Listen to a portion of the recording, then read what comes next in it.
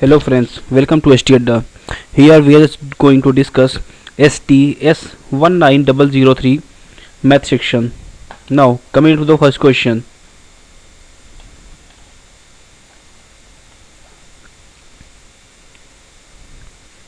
देखिए पहले क्वेश्चन की बात कर रहे हैं तो यहाँ पे हमें दिया गया है एक्स वाई तथा जेड ने क्रमशः 7 दिन 8 दिन तथा 10 दिनों तक काम किया। अच्छा, इनके पर डे का जो कार्य का रेशियो है वो दिया गया है हमें। एक्स वाई और जेड के पर डे का कार्य का रेशियो है 1/3 रेशियो 1/4 रेशियो 1/6। अच्छा, एक्स ने 7 दिनों तक काम किया, वाई ने 8 दिनों तक और जेड ने 10 दिनों तक। तो इनके टोटल काम का जो रेशियो हो गया वो कितना हो गया 7/3 रेशियो 8/4 रेशियो 10/6। ओके, जरा 12 से मल्टीप्लाई करते हैं। यहाँ पर रेशियो को थोड़ा सिंप्लीफाई कर रहे हैं हम लोग यहाँ पर। तो देखिए 6, 4 और 3 का एलसीएम हो गया 12, तो 12 से ऊपर मल्टीप्लाई कर रहे हैं तो ये बन गया आपका 28 रेशियो 24 रेशियो 20। जरा 4 से डिवाइड करके और सिंप्लीफाई करते हैं इसको तो ये बन गया 7 रेशियो 6 रेशियो 5। यानी कि एक्स वाई और जेड का जो टोटल वर्क का रेशियो है वो 7 रेशियो 6 रेशियो 5 है। तो ये अमाउंट 369 वो इनको इसी रेशियो में डिवाइड होना चाहिए। हमसे पूछा है एक्स को कितना मिलेगा, तो एक्स का जो पार्ट आ गया 7 रेशियो अपॉन 7 + 6 + 5 यानी कि 18 इंटू 369। जरा इसको 9 से डिवाइड करिए तो ये 2 टाइम्स गया और ये गया 41। ये आपका हो गया 7/2 यानी कि 143.5। Option D part. Now question number 102। देखिए 6 व्यक्ति प्रतिदिन 8 घंटे काम करते हुए प्रत्येक सप्ताह 8400 रुपये कमाते हैं। 9 व्यक्ति प्रतिदिन 8 घंटे काम करते हुए प्रत्येक सप्ताह कितना कमाएंगे। तो देखिए 6 व्यक्तियों का 8 दिनों का जो काम है वो कितना हो गया 8 × 6 यानी कि 48। और 9 व्यक्तियों का 6 दिन का काम कितना हो गया 6 घंटे का 54। यानी कि जो भी अमाउंट मिलेगा उनको वो 48 रेशियो 54 के रेशियो में मिलेगा। यहाँ पे दिया गया 48 अगर काम करता है तो कितने कमाते हैं 8400। तो 1 रेशियो जब काम करेंगे तो कितना कमाएंगे 48।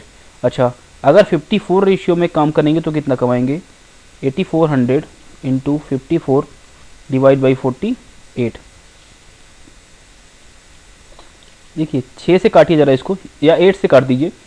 ये 8 से आपने काटा तो ये गया 6 टाइम्स और ये गया 1 और 1050 टाइम्स, ये गया 9 टाइम्स।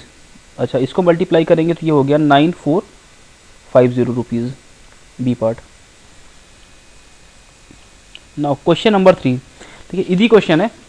हम 7 sin square theta plus 3 cos square theta, इसकी वैल्यू में 4 दी गई है तो हमें थीटा की वैल्यू निकालनी है। देखिए पहला चीज़ तो आप इसको ऑप्शन पुट करके भी देख सकते हैं ये सारी चीज़ें, बट ईजीएस्ट तरीका मैं आपको बता रहा हूँ। देखिए क्या है इसका जो प्रोसेस है।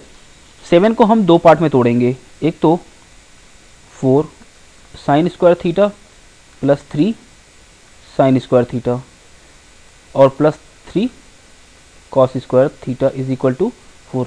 ठीक है, ये यहाँ पे ज़रा 3 कॉमन ले लीजिए।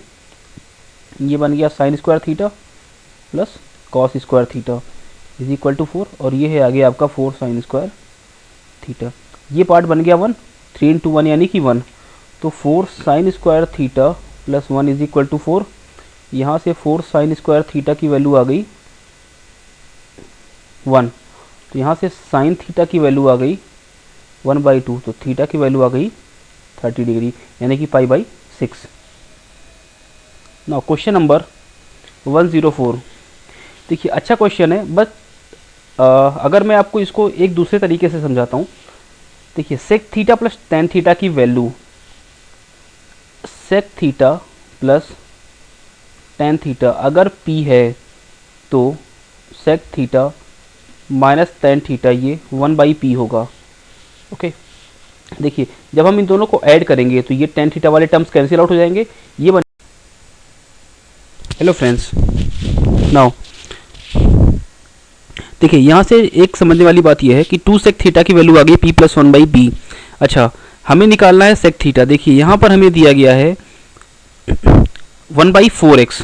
अच्छा, अगर हम इसको थोड़ा इस तरह से लिखें तो देखिए इसको हम 2x प्लस 2/4x लिख सकते हैं। हमने क्या किया, 2 से मल्टीप्लाई कर दिया तो ये हमारा बन गया 2 sec थीटा। ओके, ये कैंसिल आउट हुआ, ये आ गया 2x।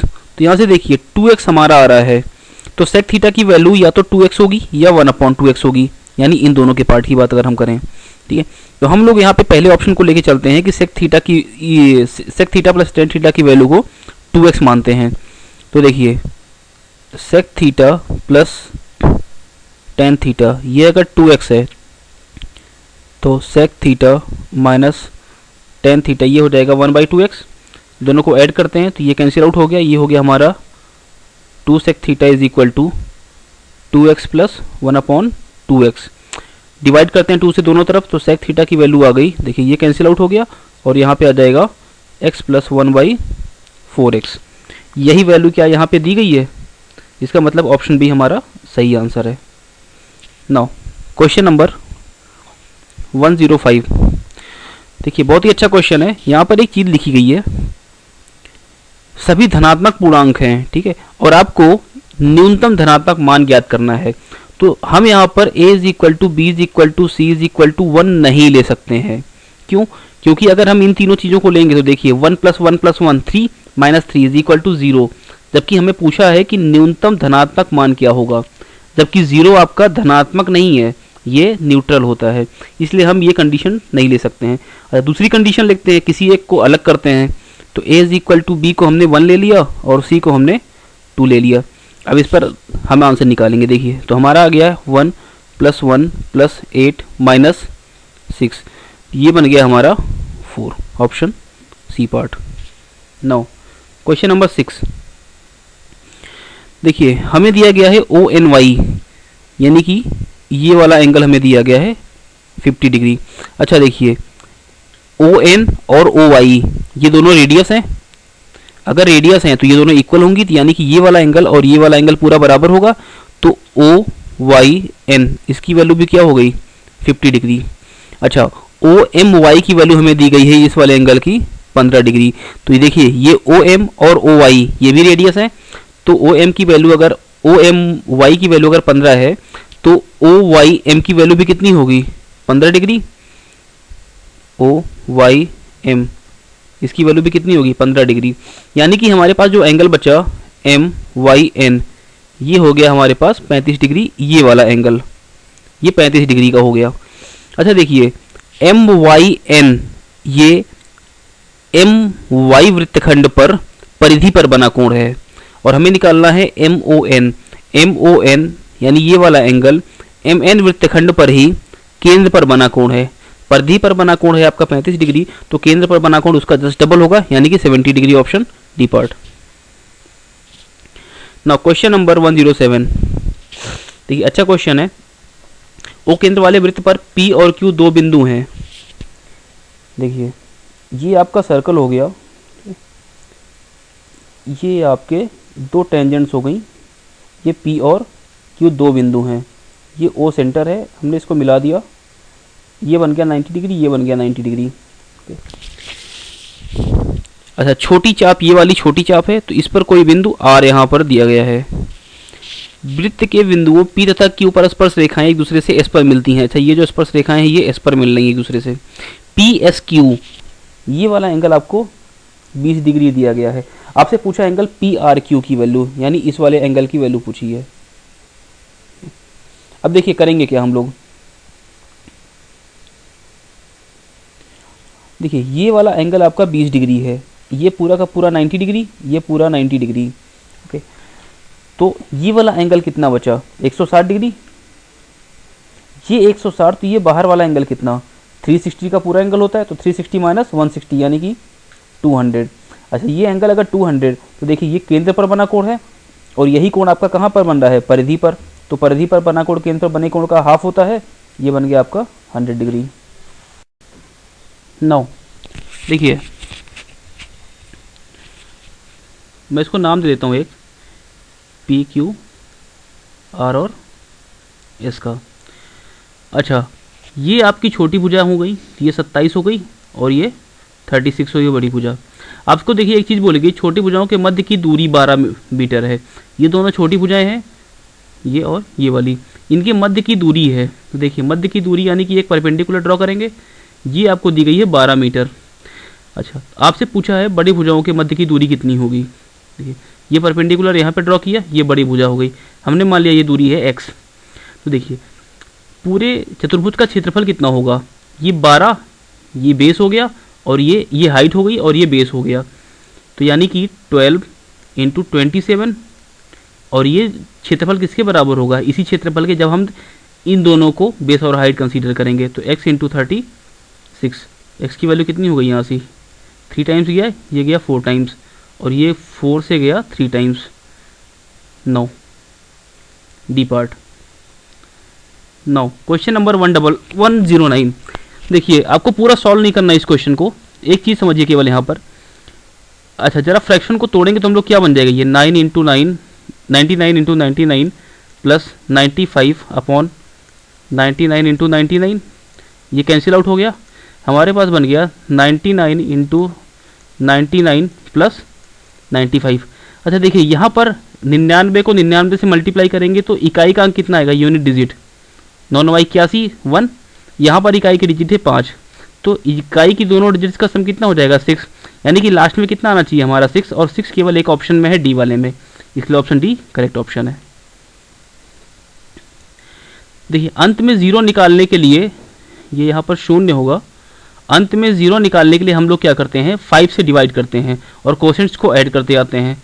तो 100 को जरा 5 से डिवाइड करिए, गया 20 टाइम्स।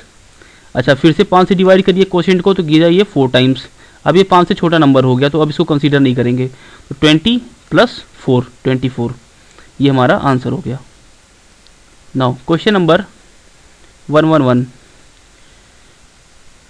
देखिए बड़ी से बड़ी संख्या जिसको हम इतने से डिवाइड करते हैं तो शेषफल हमें इतना मिलेगा। तो देखिए हमें करना क्या होता है, बड़ी से बड़ी संख्या निकालनी, यानी कि HCF निकालेंगे हम, मासा।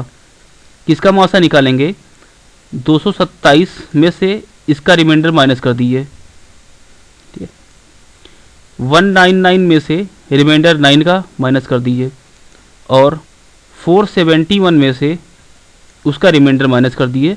तो इसका एलसीएम लेने पर हमारा आंसर आएगा, ये बन गया हमारा 225, ये बन गया 195 और ये बन गया 465। अच्छा एक चीज़ देखिए यहाँ पर कॉमन है क्या, वो है 5, यानी कि मल्टीप्लिकेशन में 5 जरूर रहेगा। अच्छा ऑप्शन में केवल एक ही 5 है जो कि 15 में दिखाई दे रहा है और इसलिए सी ऑप्शन आपका करेक्ट ऑप्शन होगा। Question number 112। चीनी के मूल्य में 10% की वृद्धि हुई है तो 220 रुपये में 1 किलो चीनी कम लाता है। देखिए चीनी के मूल्य में 220 का 10%, ये हो गया 22 रुपये, ये हो गया आपका चीनी का नया मूल्य, यानी कि वृद्धि के पश्चात वाला मूल्य। और हमसे पूछा है पुराना मूल्य, हमने मान लिया पुराना मूल्य x है, तो इसमें वृद्धि हुई है 10% की, यानी 1.1 इज इक्वल टू 22। x की वैल्यू कितनी आ गई, 20, option B part. Now question number 113। देखिए 3 और 2 के रेशियो में डिवाइड हो रहा है, ये 3 रेशियो वाली चाय है, ये 2 रेशियो वाली चाय है, और इसकी कीमत है 35 रुपये और इसकी कीमत है 45 रुपये।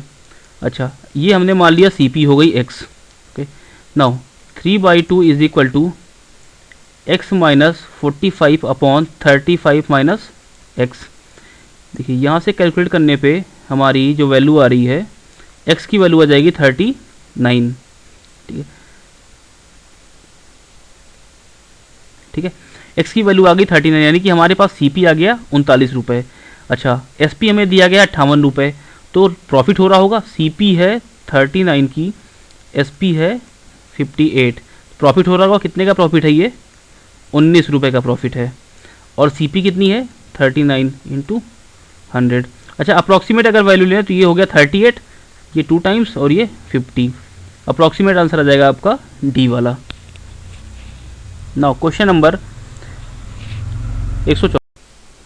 देखिए यहाँ पर हमें मिल्क एंड वाटर का रेशियो दिया गया है। पहले वाले पार्ट की अगर हम बात करें तो पहले वाले में मिल्क एंड वाटर का रेशियो है 1:2 और दूसरे वाले में मिल्क एंड वाटर का रेशियो है 2:3। एलसीएम मेथड में क्या करते हैं, पहले इन दोनों का सम करेंगे, तो 2 और ये 1, 2 कितना हो गया 3, और ये 2 एंड 3 कितना हो गया 5। अच्छा एलसीएम लो इन 3 और 5 का, तो ये बन गया आपका 15। यानी कि इसको 15 बनाने के लिए हम क्या करेंगे, 5 से मल्टीप्लाई करेंगे, और इसको 15 बनाने के लिए हम 3 से मल्टीप्लाई करेंगे। तो देखिए 5 से मल्टीप्लाई करिए, नया रेशियो क्या बन गया आपका 5:10। यहाँ पर 3 से मल्टीप्लाई करिए तो नया रेशियो बन गया आपका 6:9।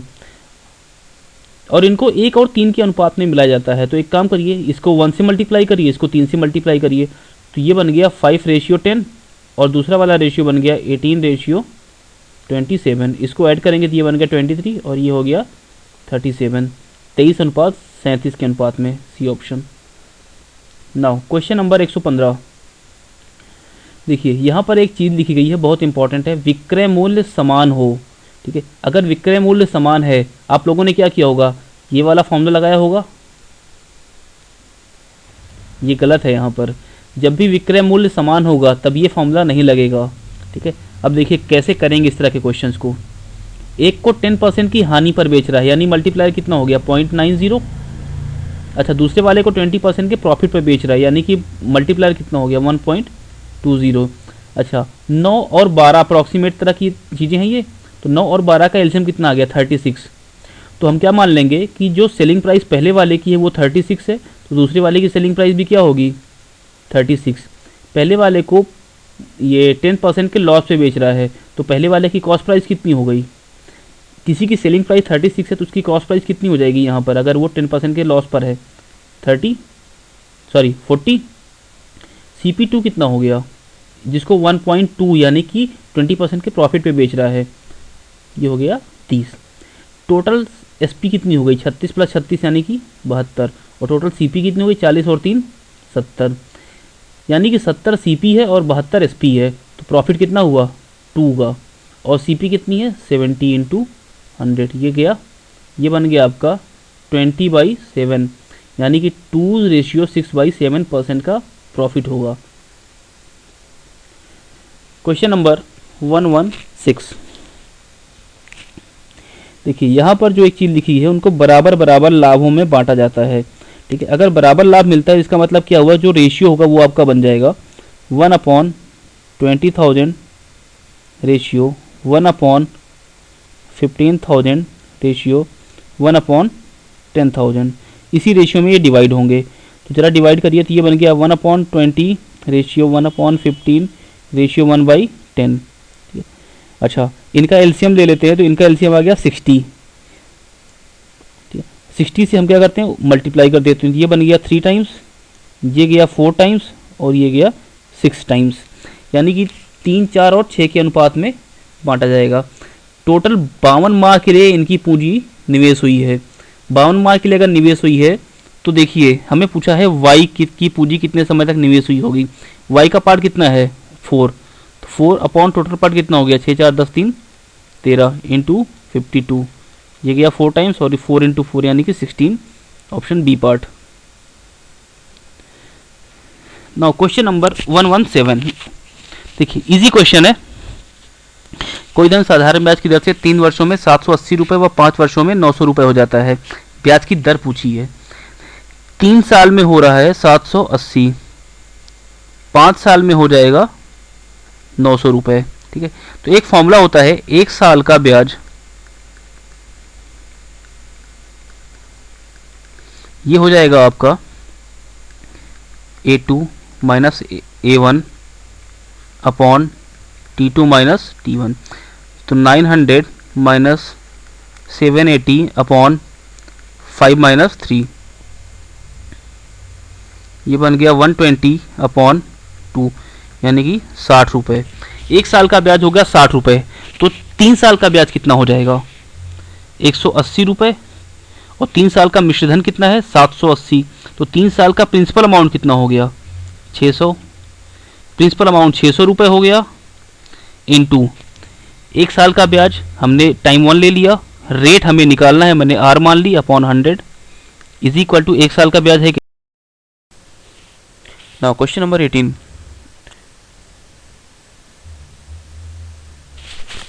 देखिए यहाँ पर रेट का एक डायरेक्ट फॉर्मूला होता है जब भी कोई दो क्रमागत वर्षों की बात की जाती है।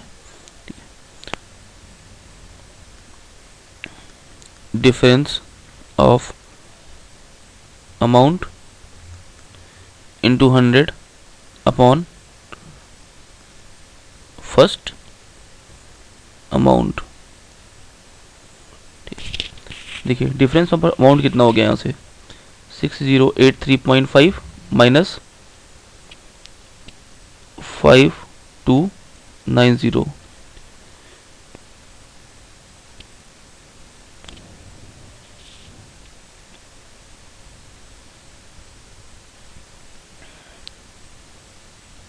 ठीक है, देखिए 793.5 इंटू 100 अपॉन 5290। देखिए ये कैंसिल हुआ, ये हुआ 7935 अपॉन 529, ये जाएगा आपका 15 टाइम्स। ये गया option D. Now question number 9। देखिए अच्छा क्वेश्चन है, त्रिभुज एबीसी की बात कर रहा है। ये हमारा त्रिभुज एबीसी है।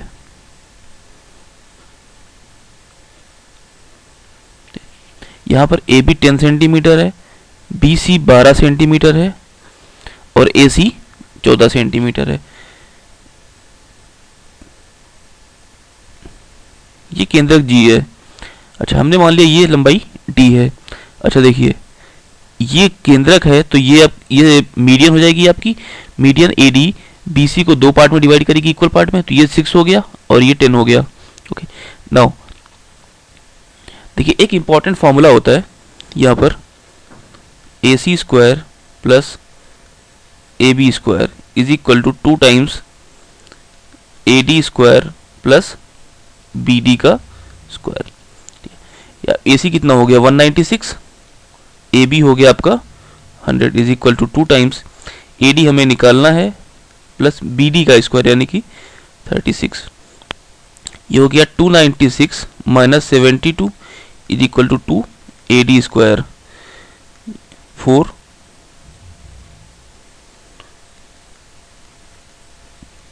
यहाँ से ए डी स्क्वायर आ गया हमारा 112, तो ए डी की वैल्यू यहाँ से आ गई हमारे पास अंडर रूट 112।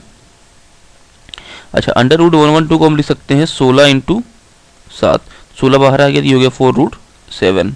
ठीक है, अच्छा पूरी ए डी की वैल्यू 4√7 है और हमें ये पता है कि जी ए जो होता है वो 2/3 इंटू ए डी होगा, तो 2/3 इंटू 4√7 यानी कि 8√7/3। Now question number 120 easy question है। देखिए cosec theta plus cot theta की वैल्यू पी है, तो एक रिलेशन होता है दूसरा cosec theta minus cot theta की वैल्यू हो जाएगी 1/p। दोनों को ऐड करिए तो ये हो गया आपका 2 cosec theta is equal to p plus 1/p। यहाँ से कॉसेक थीटा आ गया p square plus 1 upon 2p। Option B part. देखिए इनकी जो आय है उनमें रेशियो है 6 और 5 का, और जो व्यय है उसमें रेशियो है 4 और 3 का। इन दोनों में डिफरेंस कितना है 2 का, इन दोनों में डिफरेंस कितना है 2 का, और ये 2 रेशियो आप बराबर करोगे किसके 400 के। तो हमें निकालना है उनकी आय का योग, यानी आय की का योग कितना हो गया 11, तो 1 रेशियो बराबर हो गया 200, तो आय का योग हो गया 11, 11 रेशियो बराबर 2200। C part.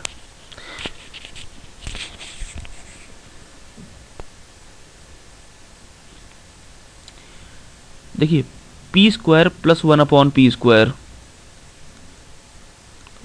दोनों तरफ जरा 2 ऐड करिए तो ये बन गया 49, ये बन गया p plus 1 upon p is equal to 7। ठीक है, पहला रिलेशन हमें यहाँ से मिला। दूसरा दोनों तरफ 2 माइनस करिए,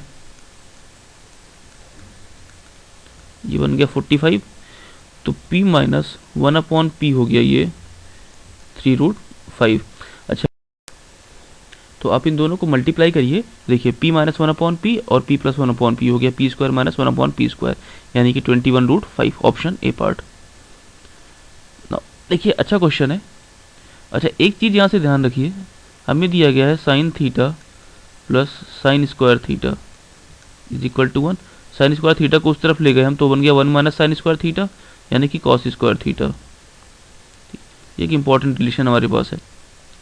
अब देखिए दिया गया है कॉस की पावर 12 थीटा प्लस 3 कॉस की पावर 10 थीटा प्लस 3 कॉस की पावर 8 थीटा प्लस कॉस की पावर 6 थीटा माइनस 1। अच्छा देखिए क्या ये कॉस की power 4 theta plus cos square theta का क्यूब है, और ये माइनस 1 अलग से, A cube plus B cube plus 3a square B plus 3ab square, ठीक है, ये यही है आपका। अच्छा कॉस की पावर 2 थीटा, यानी कि देखिए ये बन गया कॉस स्क्वायर थीटा का whole square plus cos square theta का क्यूब माइनस 1। इसके प्लेस पे हम रखते हैं साइन थीटा, ये बन गया साइन स्क्वायर थीटा और प्लस कॉस स्क्वायर थीटा का क्यूब माइनस 1। ये पूरी वैल्यू है 1, 1 माइनस 1 इज इक्वल टू 0।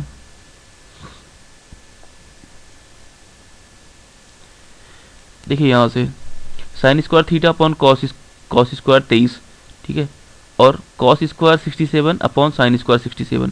देखिए साइन स्क्वायर 23 को हम कॉस स्क्वायर 67 लिख सकते हैं। अच्छा ऐसे ही कॉस स्क्वायर 23 को साइन स्क्वायर 67, तो ये पूरा कैंसिल आउट हो गया। हमारे पास बचा 1 plus cosec square 67 upon sec square 67, ये बन गया 1 plus 1 is equal to 2, A part. समकोण त्रिभुज की परिवृत्त की त्रिज्या, देखिए समकोण त्रिभुज का कर्ण होता है h, अगर तो परिवृत्त की त्रिज्या हो जाएगी h/2, और इन दोनों का रेशियो चाहिए हमें, तो h/2 रेशियो h, यानी कि 1:2।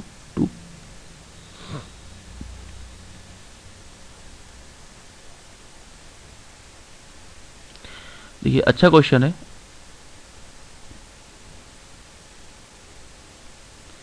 ये समकोण त्रिभुज है हमारा ABC, ठीक है, ये 8 है, ये 15 है। इसको आप परिता घुमाओगे तो देखिए कुछ इस तरह का शेप बनेगा, ठीक है, और ये बन गई आपका एक शंकु। कर्ण के परिता घुमा रहे हैं इस तरह से। अच्छा ये 8 ये 15, तो ये AC की लंबाई होगी 17। अब एक चीज देखिए, ये रेडियस हमें निकालनी है, हम ये रेडियस की बात करते हैं जरा। तो मान लेते हैं कि ये D है और रेडियस को मान लेते हैं R है। तो देखिए ये रेडियस क्या इस पे परपेंडिकुलर बनाएगी, तो इस ABC का जो एरिया होगा, ट्रायंगल ABC के एरिया की बात करते हैं हम लोग, ये बन गया 1/2 into base R into height, base height R into base हो गया हमारा AC, यानी कि 17।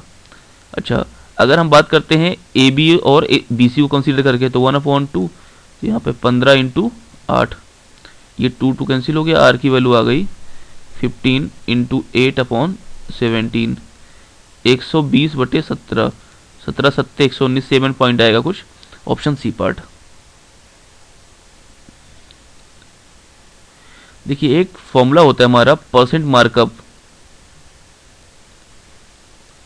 ये होता है profit percent plus discount percent upon 100 minus discount percent into 100। देखिए खिलौने के मूल्य पर 10% बट्टा देने पर एक दुकानदार को 20% का लाभ होता है। मार्कअप निकालते हैं यहाँ से, 10% का बट्टा दिया उसने तो 20% का लाभ हुआ, ये हो गया 30/90 इंटू 100, यानी कि 100/3% का बट्टा, 3% का मार्कअप है। जब वो उसने बट्टा 20% का दिया था तो प्रॉफिट निकालना है हमें। 100/3 बट्टा दिया है, मार्कअप है, और P मान लिया प्रॉफिट है, अब प्लस 20/100 माइनस 20 इंटू 100, 100 से 100 कैंसिल हुआ, ये बन गया 1। देखिए, तो p की वैल्यू यहाँ से आ गई हमारे पास 80 माइनस 20, 80/3 माइनस 20, तो p की वैल्यू यहाँ से आ गई 20/3, यानी कि 6:2/3।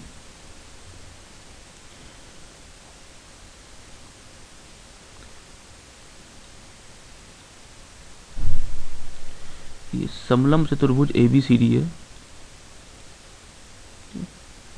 AB पैरेलल टू CD दिया गया है। AC व BD विकर्ण एक दूसरे को ऊपर काटते हैं, ये ऊपर कट करते हैं। OB रेशियो OD ये 3:1 है, और त्रिभुज AOB का क्षेत्रफल त्रिभुज BOB है। देखिए ये 3:1, तो ये भी 3:1 ही होगा। ओके, नाउ जो त्रिभुज AOB का क्षेत्रफल है वो त्रिभुज OCD के क्षेत्रफल में जो इनकी भुजाओं का वर्ग के बराबर होगा, यानी कि 9:1 के बराबर। ऑप्शन सी।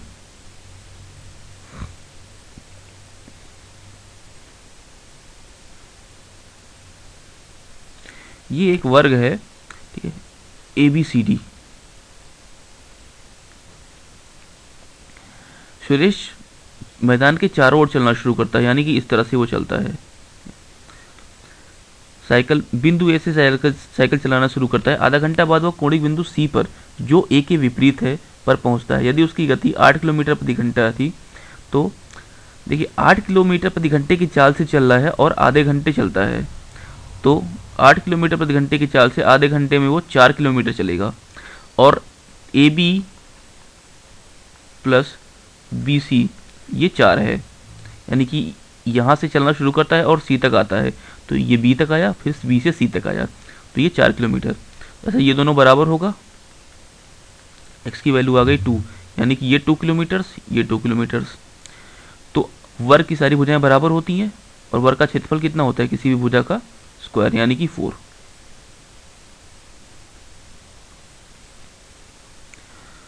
अच्छा देखिए, a की पावर 6 प्लस b की पावर 6 प्लस ये माइनस c की पावर 6 लिख सकते हैं इस तरह से ना। हमने क्या किया अब यहाँ पर, इसको लिखा a³ plus b³ plus c³ upon a² b² c²।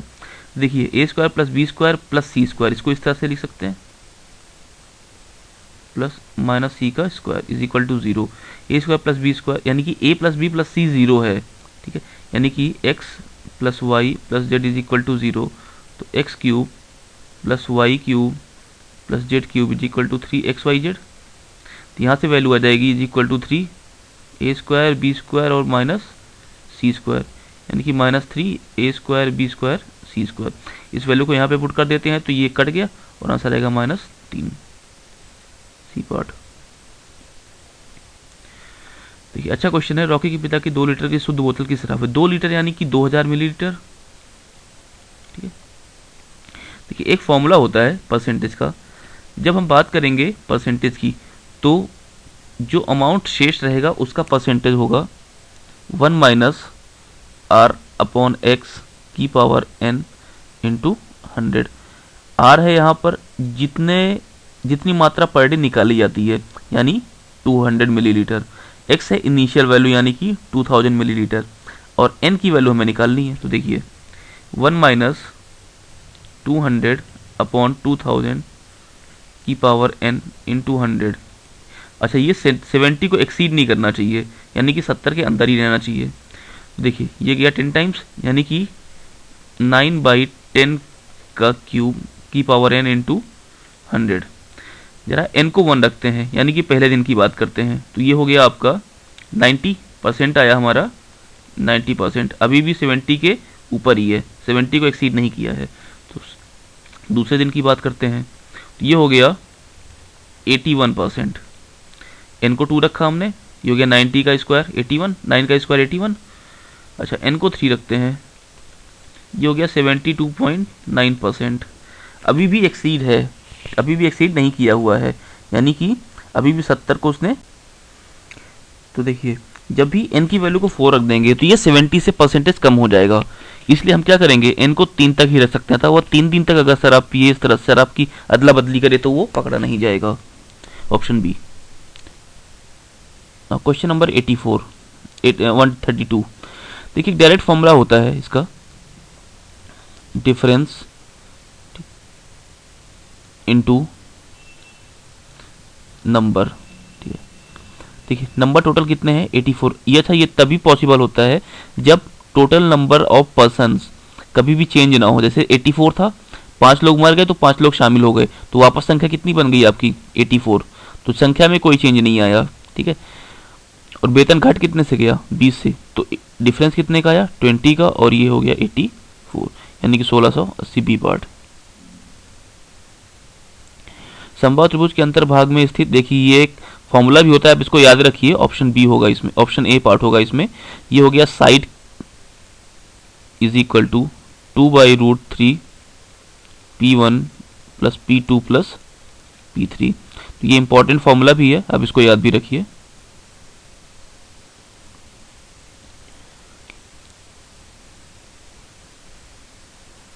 देखिए यहां से a की वैल्यू हमारे पास है 3 प्लस 2√2, तो यहां से 1/a की वैल्यू हो जाएगी 3 माइनस 2√2। ओके ना, अच्छा यहां से देखिए अब जरा a प्लस 1/a की वैल्यू हम निकाल रहे हैं।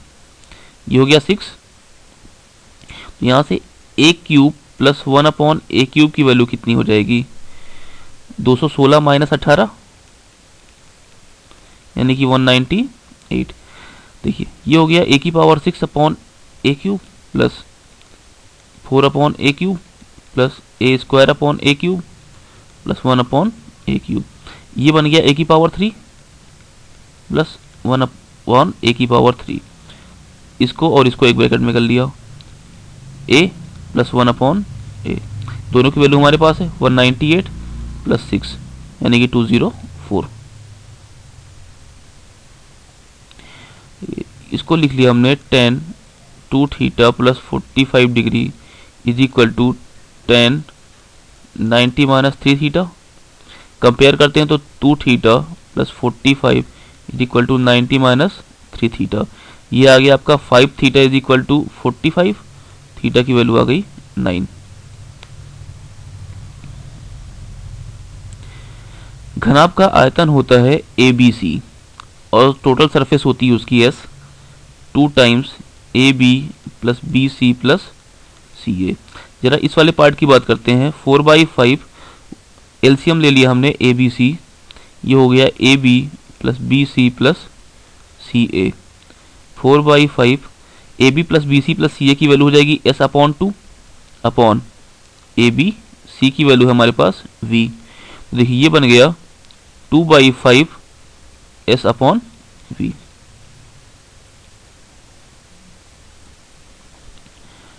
देखिए सूखा आम निकालना है। ताजे आम में 80% पानी होता है, तो आम कितना होता होगा 20%। सूखी आम में 20% पानी होता है, तो आम होता होगा 80%। ठीक है, 20 किलोग्राम ताजे आम से जिसमें कि 20% आम है, हमने मान लिया कि सूखे आम का x किलोग्राम है और उसमें से हमें 80% आम मिलता है। x की वैल्यू आ गई 5।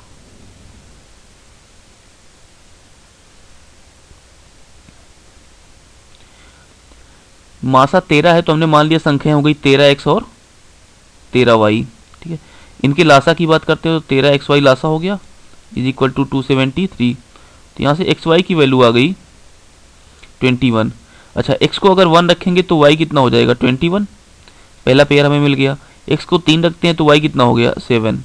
ठीक है, तो संख्याएं क्या क्या बनेगी हमारी, देखिए पहले पेयर से 13 और 13 इंटू 21, दूसरे पेयर से 13 इंटू 3 और 13 इंटू 7।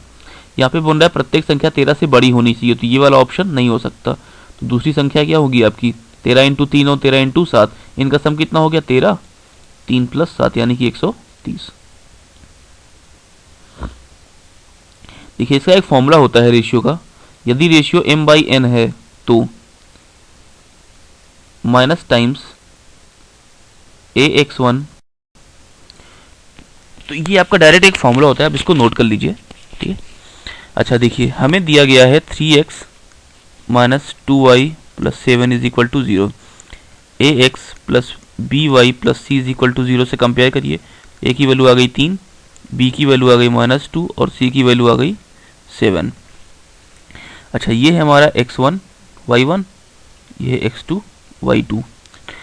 तो माइनस टाइम्स ए x1 यानी 3 into 1 3 plus B x2 -2 plus C upon A x2 3 into -2 यानी -6 प्लस -2 इंटू -3 यानी कि -6 और प्लस 7। तो देखिए ये बन गया आपका माइनस टाइम्स 8 अपॉन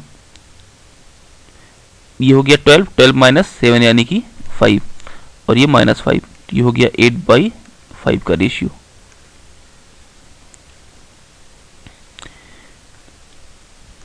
देखिए x प्रोपोर्शनल टू ये दिया गया हमें, हमने मान लिया कि हमारा वेरिएबल है, ठीक है। अच्छा, हम y को b और z को c रखते हैं।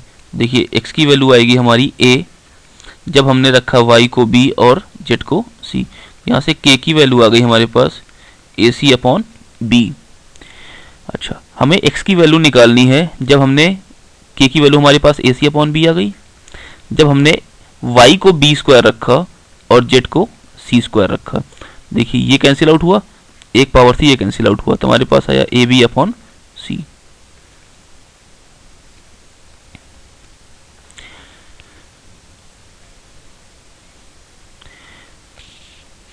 देखिए मान लिया कि x रुपीज में जो वस्तु बेची गई थी वो बेची गई थी हमारी x, या ऐसा करिए, देखिए 4000 की बात है, एक बेची गई है 4000 माइनस एक्स पे और दूसरी x पर। 4000 माइनस एक्स पर हमने बेचा है 25% लाभ पर और x को बेचा है किसी हानि पर, की हानि मान ली हमने, ठीक है।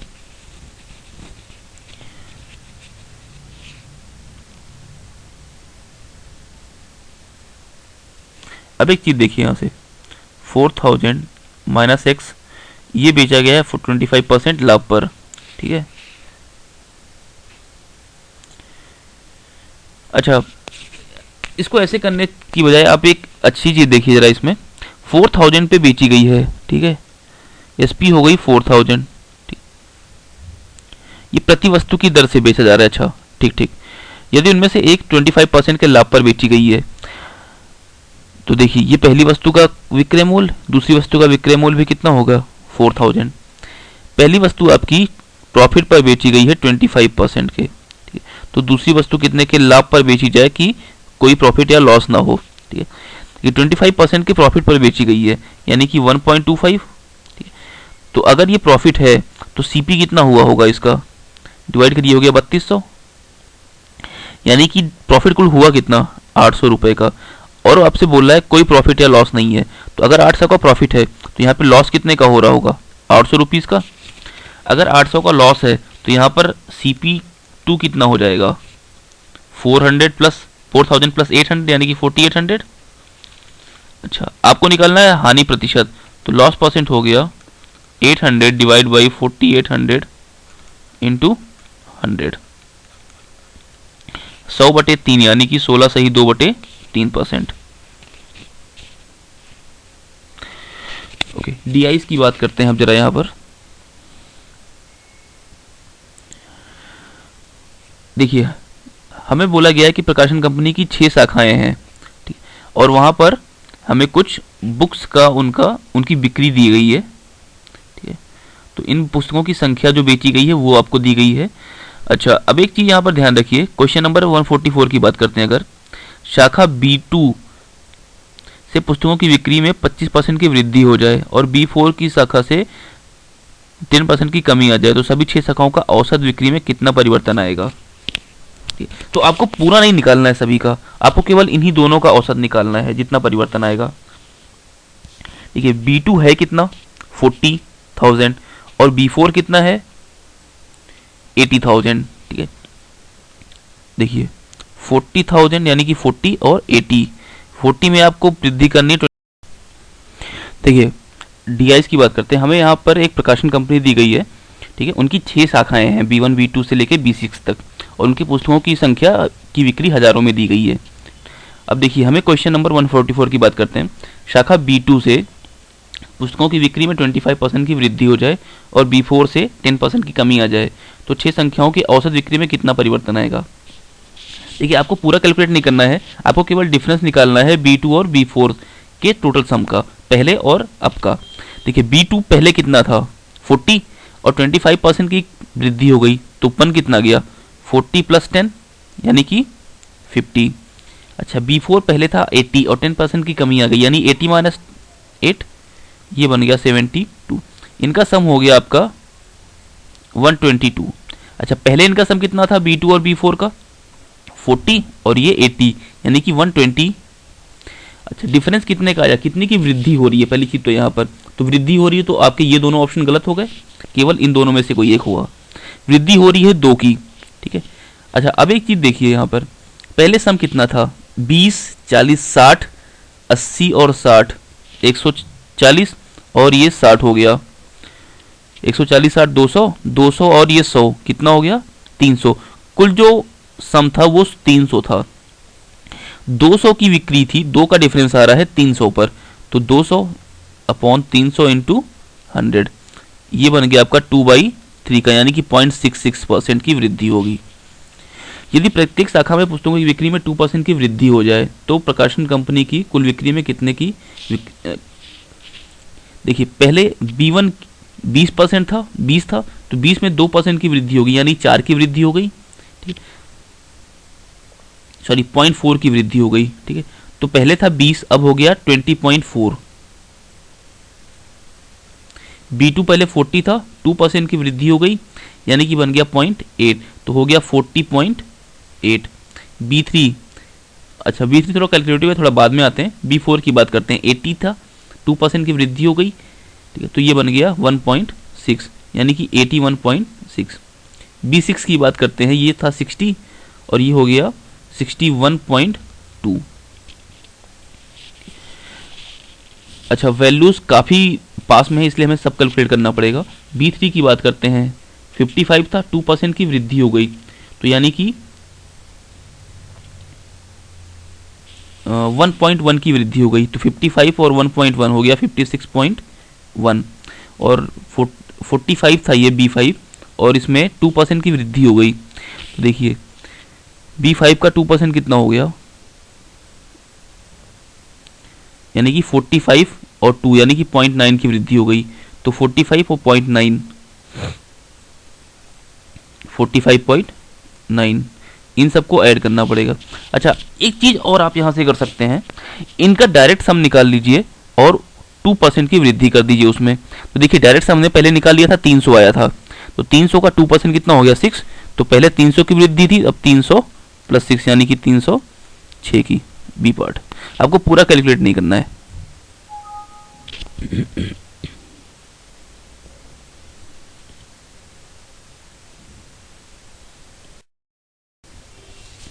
ना देखिए, हमें बोला है कि सभी 6 शाखाओं, देखिए 3 वर्गों में बांट दिया गया है, ठीक है। देखिए 80 और 20 कितना हो गया 100, 40 और 60 कितना हो गया 100, और 55 और 45 100 हो गया। तो हमारे जो 3 वर्ग बने हमारे, वो ये बने B1 और B4, B2 और B6 और B3 और B5। अच्छा, देखिए इन दोनों का डिफरेंस कितना होगा, 80 - 20 हो जाएगा 60 का, 60 - 40 होगा 20 का, और 55 - 45 होगा 10 का, तो केवल 10 का डिफरेंस सबसे कम है, ठीक है। B1 और B4 शाखाओं की औसत बिक्री, देखिए B1 और B4 यानी 80 20 100 यानी कि 50, औसत बिक्री 50 हो गई, तो ये B2 और B6 की औसत बिक्री के बराबर होगा। B2 और B6 यानी कि 60 40 100/2, B2 B6 ऑप्शन में नहीं है लेकिन। अच्छा, B3 और B5 के ऑप्शन होना चाहिए, ऑप्शन ए, यानी कि हो गया 55 और ये 45, 100/2 यानी कि 50। वे शाखाएं कितनी है जिनमें पुस्तकों की बिक्री औसत बिक्री से कम है। देखिए इन सब का सम कितना हो गया 300, हम लोगों ने भी निकाला है। पुस्तकों की बिक्री औसत बिक्री से कम है, औसत बिक्री कितनी हो गई 6 यानी कि 50। एक तो हो गया B1 जिसकी 20 है, B2 जिसकी 40 है और B5 जिसकी 45 है। इन 3 शाखाओं की औसत बिक्री से कम है। अच्छा, ये तो हम लोग डिस्कस कर ही चुके हैं अभी। 9 क्वेश्चन नंबर 146। देखिए अच्छा क्वेश्चन है। ये फिल्म देखने वालों की संख्या है। ये वो संख्या है स्तंभ 1 जो सप्ताह में केवल एक मूवी देखते हैं, और स्तंभ 2 वो है जो मल्टीपल मूवीज देखते हैं, एक से ज़्यादा एक सप्ताह में। नगर 2 में फिल्म देखने वालों की संख्या जो केवल एक फिल्म देखते हैं, नगर 2 की बात कर रहा है, ये है 30। ठीक है। अच्छा, केवल एक मूवी देखते हैं वो कितने हैं? ये 30% में है। ठीक है, ये सब परसेंटेज है आपके, ये संख्या है। अच्छा, ये 30 है तो ये कितना हो गया? 70। और 70% कितने के बराबर? 3500 के। तो 1% कितने के बराबर होगा? 50 के। तो 30% कितने के बराबर? 1500। Option C. कौन से नगर में सप्ताह में केवल एक फिल्म देखने वालों की संख्या अधिकतम है? देखिए यहां पर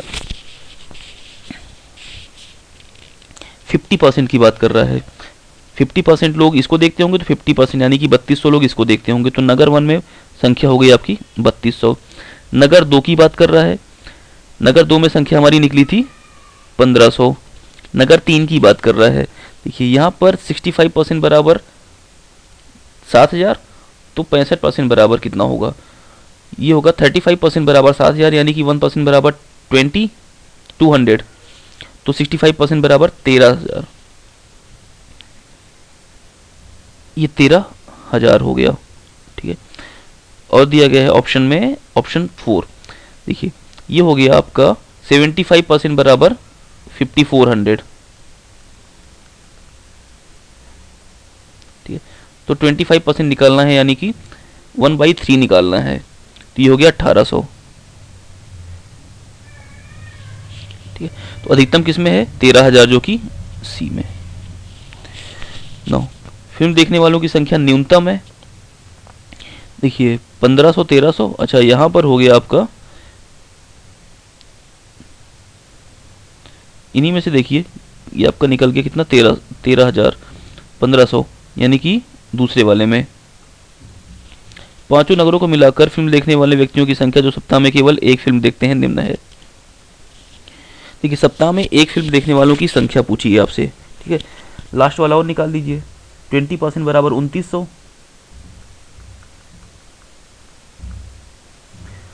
तो 1% बराबर हो गया यहां से हमारा 290/2। तो 80% बराबर कितना होगा? तो 290 into 4 0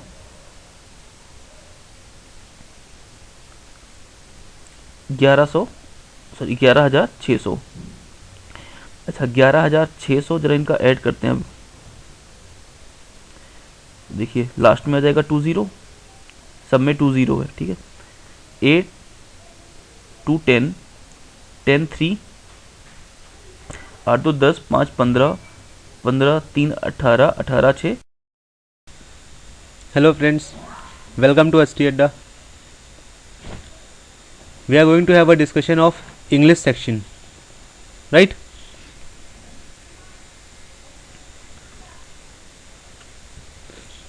In these questions about sentences have errors. देखो सबसे इम्पोर्टेंट पार्ट जो आपके जो बच्चे मिस्टेक करते हैं वो होता है एरर का पार्ट। ठीक है, बहुत इजी होता है बट आपको थोड़े बेसिक रूल्स होते हैं वो आपको याद होने चाहिए। क्लियर? पहला क्वेश्चन देखते हैं हम। You must remember anything which you do affects your mind. देखो यहाँ पे आपको देख कि ये आपको सबसे पहले ये पहचानना होता है कि एरर किस पार्ट में होगी, है ना। तो देखो आपको जो एरर देगा इस तरह के क्वेश्चंस में वो आपको देगा जो वर्ड यूज हुआ है विच, ठीक है, दैट, हु, whom, whose, ठीक है, इस तरह के वर्ड्स में आपको एरर देगा। ठीक, तो एक चीज़ बहुत बेसिक सी जो है वो ध्यान रखो कि जो हु होता है उसका इस्तेमाल हम किसके लिए करते हैं? हु का इस्तेमाल हम जनरली पर्सन्स के लिए करते हैं। ठीक है, हु का इस्तेमाल हम करते हैं सिर्फ पर्सन्स के लिए। ठीक, विच का इस्तेमाल किन के लिए होता है? विच का इस्तेमाल होता है थिंग्स के लिए, जो पर्सन छोड़ के सबके लिए, use for things other than person. और दैट का इस्तेमाल किसी भी चीज़ के लिए हो सकता है, ठीक, चाहे वो पर्सन हो चाहे वो थिंग हो। क्लियर? अभी इस क्वेश्चन के लिए आपको जो बेसिक के लिए चाहिए वो सिर्फ इतनी जानकारी है। अभी आपको सिर्फ ये चीज़ हम बताएं, आपको हुम और हुज का यूसेज हम आगे जब क्वेश्चंस आपको मिलेंगे तो उसमें हम डिस्कस करेंगे, ठीक। तो देखो यहाँ पे किस, you must remember anything which you do, ठीक है। यहाँ पे बात हो रही है आपको किस पार्ट में एरर, आपको ये निकालना था। आप यहाँ पे बात हो रही है कि आपका यूसेज विच का होना चाहिए, दैट का होना चाहिए, हु का होना चाहिए, ठीक। यहाँ पे हम क्या करेंगे, यहाँ पे हम विच की जगह पे दैट का यूज़ करेंगे। ऐसा क्यों है? देखो हम आप यहाँ पे ये कह सकते थे कि यहाँ पे पर्सन्स की बात हो रही है तो हम हु का यूज़ कर सकते थे, ठीक है। लेकिन अगर आपके पास सेंटेंस में वर्ड्स जैसे कि ऑल या मच या एनीथिंग या द ओनली या द सेम या फिर nothing, nobody, anybody, somebody, none, या कोई भी सुपरलेटिव एडजेक्टिव आए, ठीक है, रिलेटिव प्रोनाउन से पहले, तो हम सिर्फ और सिर्फ दैट का ही यूज़ करते हैं, ठीक है। ये बात हमेशा याद रखना।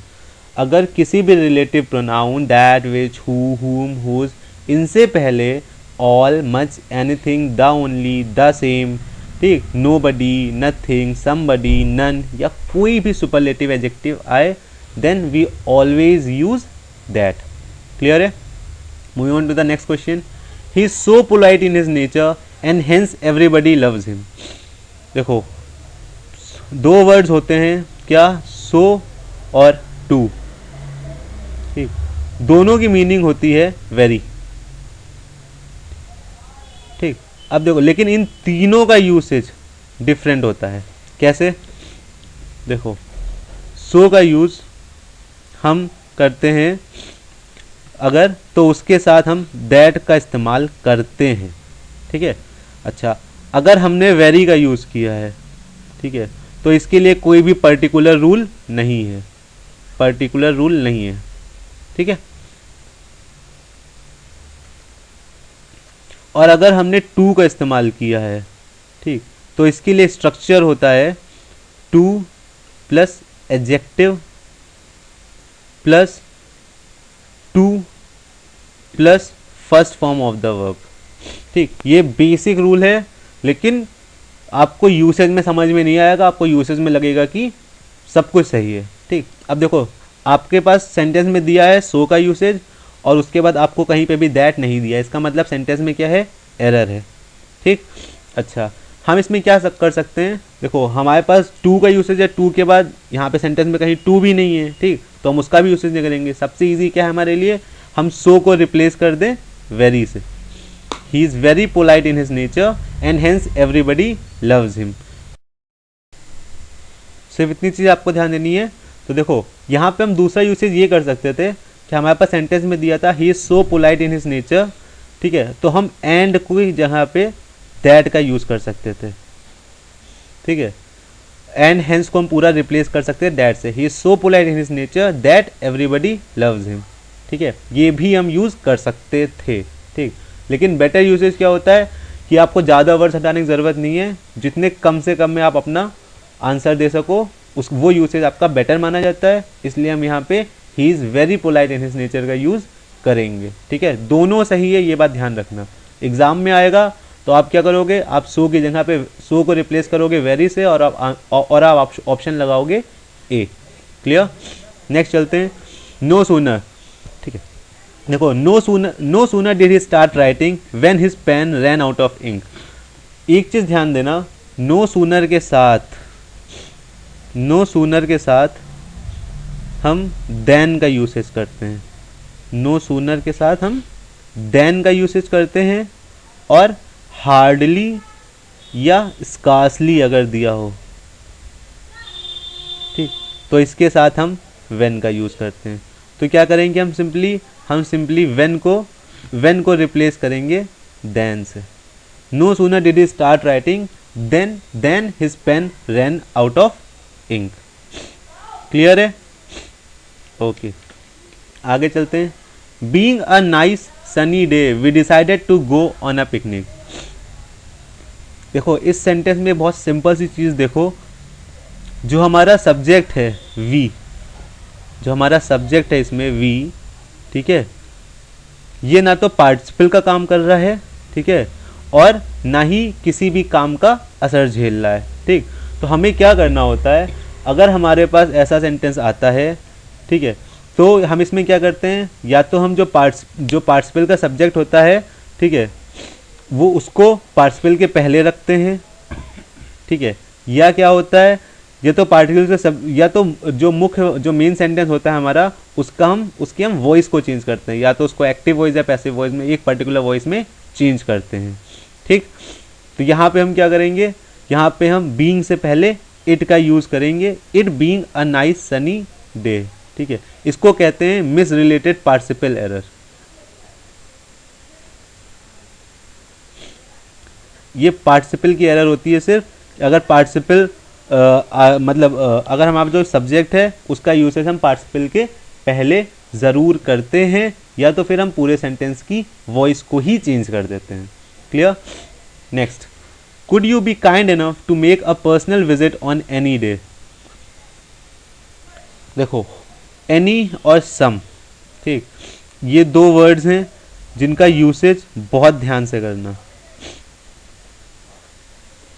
ऑलमोस्ट दोनों का अर्थ सेम होता है, ठीक, लेकिन एक चीज़ ध्यान रख लो, अगर आपका सेंटेंस नेगेटिव हो, ठीक है, या आपके सेंटेंस में इफ़ का यूज़ किया गया हो किसी बात का संदेह दिखाने के लिए, ठीक है, तो सेंटेंस में सिर्फ और सिर्फ एनी का इस्तेमाल होगा, ठीक है, सम का इस्तेमाल नहीं होगा, ठीक। लेकिन अगर आपका सेंटेंस इंटेरोगेटिव होता है, ठीक है, और सेंटेंस में किसी चीज़ की इनविटेशन या रिक्वेस्ट दिखाई जाती है, तो हम सम का इस्तेमाल करते हैं, एनी का इस्तेमाल नहीं करते हैं। सेंटेंस कैसा है, इंटेरोगेटिव क्वेश्चन मार्क लगा है, ठीक है, could you be kind enough, यहाँ पे क्या इनविटेशन या रिक्वेस्ट दिखाई जा रही है ना, तो यहाँ पे हम एनी का यूज़ नहीं करेंगे, हम सम का यूज़ करेंगे, ठीक है। वापस से रूल बता देता हूँ, सम और एनी, ठीक है, दोनों का मीनिंग सेम होती है, ठीक है, लेकिन अगर वाक्य निगेटिव होता है या इफ़ कंडीशन का बोध कराता है तो हम क्या करते हैं, हम एनी का यूज़ करते हैं।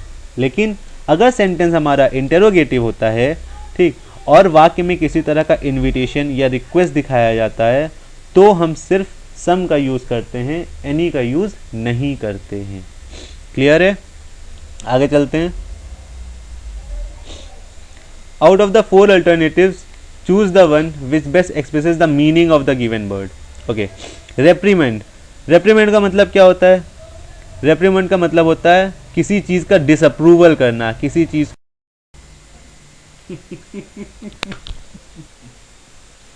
रेप्रीमेंड का मतलब क्या होता है, किसी की गलती पे आप किसी को डांटते हो, ठीक है, या किसी को फटकारते हो, that is known as reprimand, a formal expression of disapproval, किसी भी चीज़ का डिसअप्रूवल करना, ठीक। इसके लिए कुछ synonyms you can have like warning देना, ठीक, और you may also have scolding someone, ठीक, हाँ एक अच्छा वर्ड है चाइडिंग,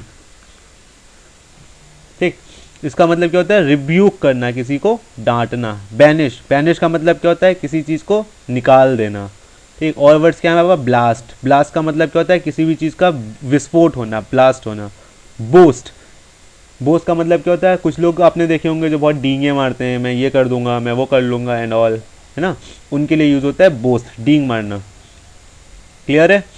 नेक्स्ट आते हैं लाउजी का मतलब क्या होता है, एक्चुअली इसका मतलब तो होता है बहुत बुरा होना या बहुत ख़राब होना, लेकिन जनरली ये बोला जाता है जब किसी पर्टिकुलर इंसान की स्पीच के बारे में हम बात कर रहे होते हैं, तो उसके लिए जो कमेंट्स होते हैं उसमें हम यूज़ करते हैं लाउजी, ठीक है, वेरी पुअर और बैड। इसके कुछ सिनोनिम्स हो सकते हैं जैसे ऑफुल, ठीक, एंड यू हैव टेरेबल, ठीक। एक अच्छा सा वर्ड है शॉडी, ठीक। यू टू हैव विशियस, ठीक, ये सब इसके सिनोनिम्स हैं। क्लियर, इसकी मीनिंग क्या होगी? ऑफुल, ठीक। अच्छा, अनबेरेबल, कोई चीज़ अनबेरेबल है, इसका मतलब वो क्या है? असहनीय है। अनप्लेजेंट, कोई चीज़ बहुत अनप्लेजेंट है, इसका मतलब क्या है? वो बहुत बुरी है, ठीक है, क्या ऐसी है जो आपको पसंद नहीं आएगी। स्टिंकिंग, कोई चीज़ स्टिंक कर रही है मतलब वो बहुत बदबू मार रही है, ठीक है, बहुत गंदी है, बेकार सी है। क्लियर है? कमोफ्लेज, देखो बहुत अच्छा वर्ड है और बहुत बार एग्जाम्स में पूछा जाता है, ठीक। कमोफ्लेज का मतलब क्या होता है? अपनी आइडेंटिटी को छुपाना, ठीक है, और यू कैन से डिस्गाइज करना किसी को, ठीक। इसकी मीनिंग क्या हो जाएगी? टू डिस्गाइज समवन, ठीक। कई बार आपने देखा होगा मिलिट्री वाले जो बंदे होते हैं, ठीक है, जो आर्मी में होते हैं, वो लोग जंगल से आते हैं तो उनके कपड़े कुछ और होते हैं, उनके मुंह पे पेंट लगा होता है एंड ऑल, है ना। तो वो क्या होता है? वो एक्चुअली जो जिस एनवायरनमेंट में वो होते हैं उस एनवायरनमेंट जैसा उनको बनाने के लिए, ताकि जो ऑपोजिशंस हैं वो पहचान ना पाए, उनको डिस्गाइज किया जाता है, ठीक है। That is known as camouflage. जैसे इसकी कुछ सिनोनिम्स हो सकते हैं, जैसे कंसीलमेंट, क्लियर, और you can have veil, veil मतलब छुपाना, ठीक। You can have dissimulate, dissimulate, ठीक, all mean the same thing. Demonstrate, demonstrate का मतलब क्या होता है? किसी भी चीज़ का प्रदर्शन करना, डिमॉन्स्ट्रेशन देना। फैब्रिक, कपड़े होते हैं ना, कपड़ों का फैब्रिक हम पूछते हैं ना, सेम थिंग होता है, ठीक है। कवर, कवर का मतलब क्या होता है? किसी भी चीज़ को ढकना, ठीक है, किसी भी चीज़ को आच्छादित करना। एल्योर, एल्योर का मतलब क्या होता है?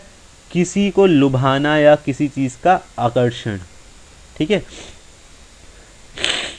कोई ऐसी चीज़ जो बहुत टेम्पटिंग है, ठीक है, बहुत, और आप उस मतलब बहुत ज़्यादा फैसिनेटिंग है, बहुत ज़्यादा अट्रैक्टिव है, ठीक है, बहुत ज़्यादा टेम्पटिंग है, बहुत चार्मिंग है, ठीक, बहुत फैसिनेटिंग है, ठीक। ये सब इसके क्या हैं? सिनोनिम्स हैं एल्योर के। Charm, tempt, fascinate, entice,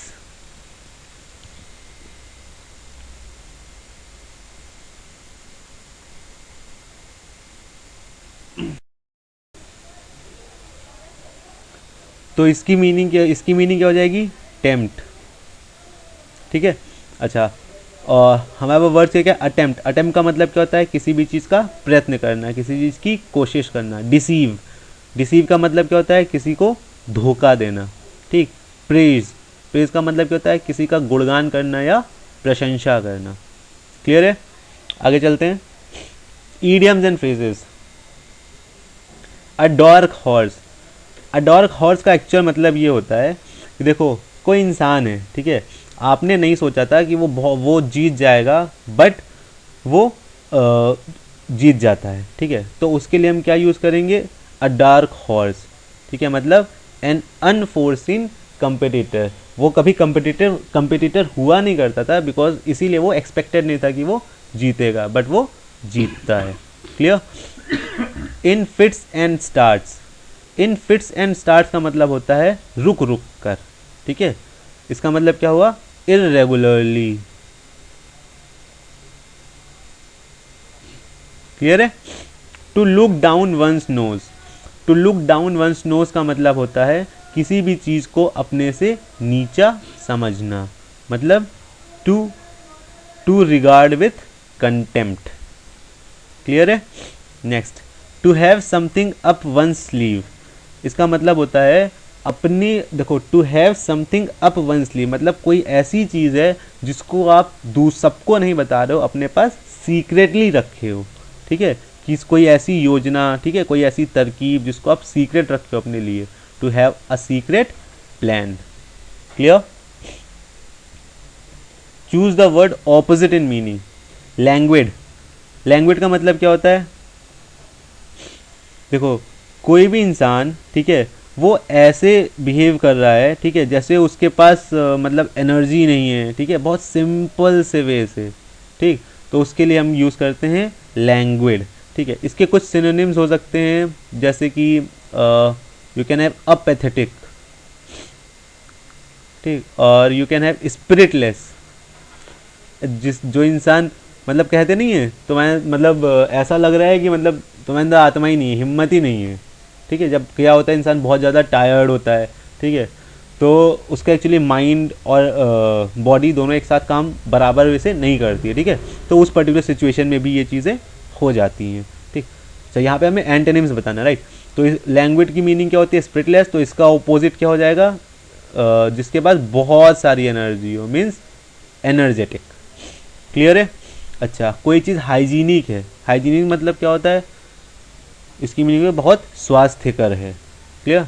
healthy, healthy का मतलब क्या होता है, कोई चीज़ बहुत स्वस्थ होती है, ठीक है, बहुत अच्छी होती है, उसके लिए यूज़ करते हैं हम हेल्दी। केयरफुल, जो इंसान बहुत केयरफुल, कोई इंसान बहुत केयरफुल है, इसका मतलब क्या है, वो बहुत होशियार है। क्लियर। ओके। एम्बिगुअस, एम्बिगुअस का मतलब क्या होता है, देखो एम्बी और गुअस, इसका मतलब बाई बीच में आ गया ना, मतलब दो चीज़ों में आपको स्पष्टता नहीं है, ठीक है। You are not being sure कि दो में से कौन सी चीज़ सही है।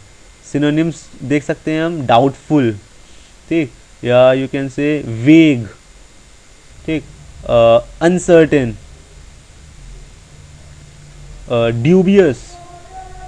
इन सब का मतलब होता है कि कोई भी चीज़ जो सर्टेन नहीं है। तो सर्टेन नहीं है, उसका ऑपोजिट क्या हो जाएगा, सर्टेन है। और कोई चीज़ सर्टेन है मतलब वो क्या होगी, प्रिसाइज होगी। क्लियर है। कोई भी चीज़ अगर सर्टेन है तो क्या होगी, प्रिसाइज होगी। क्लियर। अच्छा, कंसील, कंसील का मतलब क्या होता है, किसी चीज़ को छुपाना। कंप्लीट, कोई भी चीज़ कंप्लीट है मतलब पूर्ण है वो, ठीक। मैग्नीफाइड, मैग्नीफाई का मतलब क्या होता है, किसी भी चीज़ को बढ़ा चढ़ा, जैसे आप मैग्नीफाइंग ग्लास से देखते हो आपको चीज़ें बड़ी दिखती हैं, ठीक है।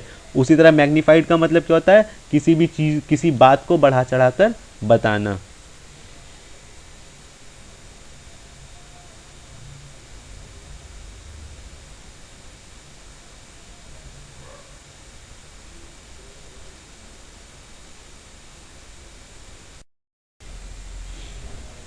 कोई भी चीज़ एवनेसेंट है, ठीक है। एवनेसेंट का मतलब क्या होता है, जो पल भर में ही या क्षण भर के लिए ही आपकी आंखों के सामने रहे और फिर आपकी आंखों से दूर हो जाए, ठीक है। या यू कैन से कोई भी चीज़ जो बहुत जल्दी मिट जाती है, ठीक है। अच्छा, इसके एवनेसेंट के सिनोनिम्स क्या हो जाएंगे हमारे पास, as a synonyms we can have brief, ठीक, और वी कैन हैव टेम्पररी। एक और अच्छा सा वर्ड है टेनुअस। एक और बहुत अच्छा वर्ड है एफिमेरल। क्लियर। तो एवनेसेंट का मतलब क्या होता है, soon passing out of sight, memory और एग्जिस्टेंस। ऐसी चीज़ जो बहुत ही जल्द आंखों के सामने से चली जाए। तो जो चीज़ जल्दी चली जाए उसका ऑपोजिट क्या हो जाएगा, जो चीज़ देर तक रहे, मीन्स परमानेंट। क्लियर है। अच्छा, इमिनेंट, इमिनेंट का मतलब क्या होता है, ऐसी चीज़ जो अभी घटित होने वाली हो, something which is about to happen, that is imminent, ठीक। अच्छा, इमानेंट, इमानेंट का मतलब क्या होता है, ऐसी चीज़ जो आपके अंदर चल रही हो, ठीक है, एग्जिस्टिंग और ऑपरेटिंग विद इन, ठीक है, जो खुद के अंदर चीज़ चल रही हो उसके लिए यूज़ होगा इमानेंट, अपने अंदर। क्लियर। परवेसिव, परवेसिव का मतलब क्या होता है, जो बहुत जगह पे फैली हो, ठीक है, या हिंदी में इसके लिए यूज़ कर सकते हो आप सर्वव्यापी, ठीक है। क्लियर। पैल्पेबल, पैल्पेबल का मतलब क्या होता है, ऐसी चीज़ जिसको छुआ जा सके या जो छूने योग्य हो। क्लियर। इसके सिनोनिम्स में हम क्या क्या यूज़ कर सकते हैं, वी कैन यूज़ कॉन्स्पिकुअस और अपेरेंट, ठीक, और एक अच्छा वर्ड है प्लॉजिबल, एक और अच्छा वर्ड है ब्लैटेंट। क्लियर है। इसके एंटोनिम्स तो ठीक है, पैल्पेबल का मतलब क्या होता है, जिसको छुआ जा सके, ठीक है, या छूने योग्य हो, that able to be touched और फेल्ट, ठीक है। तो इसके लिए हम क्या यूज़ कर सकते हैं, वेग, एक ऐसी चीज़ जो एक तरह से भ्रम हो, ठीक है, या छुपी हुई हो, हिडन हो, अनक्लियर हो, ऑब्सक्योर हो। क्लियर।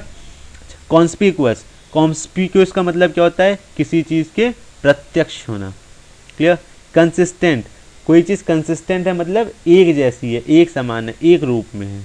ऑब्वियस, कोई भी चीज़ ऑब्वियस है मतलब वो एकदम स्पष्ट है, एकदम साक्षात है। क्लियर है। आगे चलते हैं। Idiom, fill in the blanks. Indian masses are dash law abiding. देखो इसमें आपको ऐसे डायरेक्टली समझ में भी नहीं आया होगा कि क्या भरना है ना। देखो इसमें क्या था, जो भी आपको चारों वर्ड्स दिए ना, ये एक तरह ये ईडियम्स एंड फ्रेजेज हैं। ठीक है। अच्छा, जब तक आपको चारों की मीनिंग नहीं पता होगी तब तक आपको भरने में प्रॉब्लम होगी। ठीक। अच्छा, far and away. Far and away का मतलब क्या होता है? फार एंड अवे का मतलब होता है by a very large amount. Far and away का मतलब होता है by a very large amount.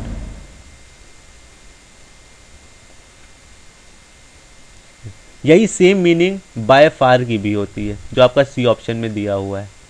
ठीक है, इसकी मीनिंग भी सेम होती है। क्लियर। अच्छा, बाय एनी मीन्स, ये मेरे ख्याल से सबको पता होगा, किसी भी कीमत पर, कहते हैं ना बाय एनी मीन्स, कुछ भी हो, इन एनी वे। ठीक है, कुछ भी करके, but I want it means I want it. ठीक है, तो वो हो गया by any means.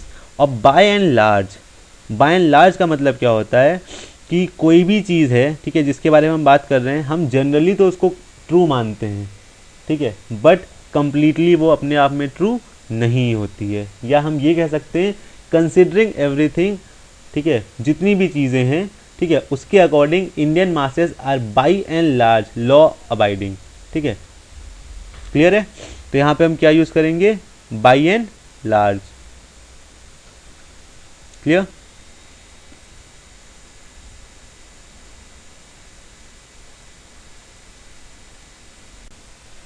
He went dash to oblige his superior. Oblige का मतलब क्या होता है, पहले तो ये पता होना चाहिए। ऑब्लाइज का मतलब होता है किसी के लिए आभारी होना, है ना। ठीक है, देखो फिर से देखो, in his way, out of his way, with his way, on his way. ठीक, in his way, in his way का मतलब क्या होता है? इन हिज वे का मतलब होता है कि ऐसे तरीके से, ठीक है, जिससे आप किसी चीज़ में बाधा डाल सको। यू हिंडर और ऑब्स्ट्रक्ट, ठीक है, और इंटरफेयर समथिंग। ठीक है, आप कोई चीज़ अपनी मर्जी से कर रहे हो, ठीक है, मतलब आप किसी चीज़ में रुकावट डालना चाहते हो। ठीक है। अच्छा, दूसरा क्या है? On his way. On his way का मतलब क्या होता है? आप कहीं जा रहे हो, कहीं ट्रेवल कर रहे हो, ठीक है, रास्ते में हो, कहते हैं ना आई एम ऑन माई वे, कहते हो ना, ये मैं रास्ते में हूँ। या मान लो आप घर जा रहे हो, अपने घर से फ़ोन आया तो आप बोलो आई एम ऑन माई वे। ठीक है, तो मतलब क्या होता है? You are being travelling and you are being going to a particular place. ठीक है। With his way, with his way as a proverb कुछ नहीं होता। ठीक है। अच्छा, out of his way, out of his way का मतलब क्या होता है? जो आपका जनरली जो आपका बिहेवियर है, ठीक है, उससे हट के जब आप कुछ करते हो तो कहते हैं आउट ऑफ हिज वे। ठीक है, मतलब वो उसका वे नहीं था, बट उससे हट कर उसने कुछ किया। क्लियर है। तो यहाँ पे क्या होगा? He went out of his way to oblige his superior. Clear. Next, after saying that Beverly made too many mistakes, Bob added insult to injury by saying. देखो, एडेड इंसल्ट टू इंजरी, ये word आया ना, इसकी तो पहले meaning पता होनी चाहिए। देखो, एडेड इंसल्ट टू इंजरी, इसको देखते ये तो समझ में आ गया कि ये किसी ना किसी तरह का क्या है? प्रोवर्ब है। ठीक, इसकी मीनिंग क्या होती है? देखो, मान लो आपने कोई गलती की, ठीक है, हिंदी में इसको कहते हैं जल्ले पर नमक छिड़कना। ठीक, तो अगर मान लो आपने कोई गलती की, ठीक है, and you are being sacked for that very mistake. ठीक, अब वो आपके पीछे ये बात की जा रही है कि उसको मैंने सैक कर दिया। ठीक, क्यों? क्योंकि उसने अच्छा काम नहीं किया था, क्योंकि वो अच्छा काम नहीं कर रहा था। ठीक, though you have been working to your best, ठीक है, उस पर्टिकुलर इंसिडेंट से पहले सबसे अच्छे एम्प्लॉय आप ही होगे। ठीक, बट उस particular when you are being sacked, उसके बाद सबसे बुरे एम्प्लॉय आप ही थे। ठीक है, तो इस तरह की चीज़ों को added insult to injury use करते हैं हम, ठीक। अच्छा अब देखो, जब added insult to injury use किया है, ठीक है, मतलब उसने कोई ना कोई निगेटिव बात बोली होगी, ठीक। अच्छा चारों ऑप्शन में देखो निगेटिव बात किस में है। पहला ऑप्शन बोलता है दे वर स्मॉल मिस्टेक्स, मतलब ये पॉजिटिव हो गई। हर वर्क वॉज एक्सेलेंट, मतलब भी पॉजिटिव हो गया। She work at a remarkable pace, अब कोई बहुत अच्छे से काम कर रहा है तो उसको हटाओगे क्यों, तो मतलब ये भी पॉजिटिव हो गया। सो क्या हो सकता है, she worked very slowly. Clear है। Next, you should dash the opportunity when it comes, जब भी आपके पास अपॉर्चुनिटी आए you must seize the opportunity, उसको आपको हासिल करना चाहिए। You must grab the opportunity, ठीक है। कोई भी अपॉर्चुनिटी आए you must always try to grab it. Okay, इसमें क्या हो जाएगा, सीज। इस सीज की स्पेलिंग क्या होगी, इंपॉर्टेंट ये है, ठीक है। ये तो साइज है, इससे मतलब नहीं, साइज का मतलब जानते हो, ठीक है, माप, ठीक। सेंस, सेंस का मतलब होगा किसी चीज़ का अर्थ होना, किसी चीज़ का विवेक होना, बुद्धि होना, ठीक। सीज, ठीक, ये भी नहीं होगा, ठीक है। अच्छा सीज, सीज का मतलब क्या होता है, किसी चीज़ को मतलब बंद हो जाना किसी चीज़ का, ठीक। स्टॉप वर्किंग ऑफ समथिंग, तो ये भी नहीं होगा, ठीक। तो सही ऑप्शन क्या होगा, सीज, SEIZE, ग्रैब करना। Look after your health dash you should repent later on, ठीक है। अच्छा लेस्ट, लेस्ट का मतलब क्या होता है, तो हिंदी में मीनिंग समझाते रहो और अच्छे से समझ में आएगी। लेस्ट, लेस्ट का मतलब क्या होता है, कहीं ऐसा ना हो,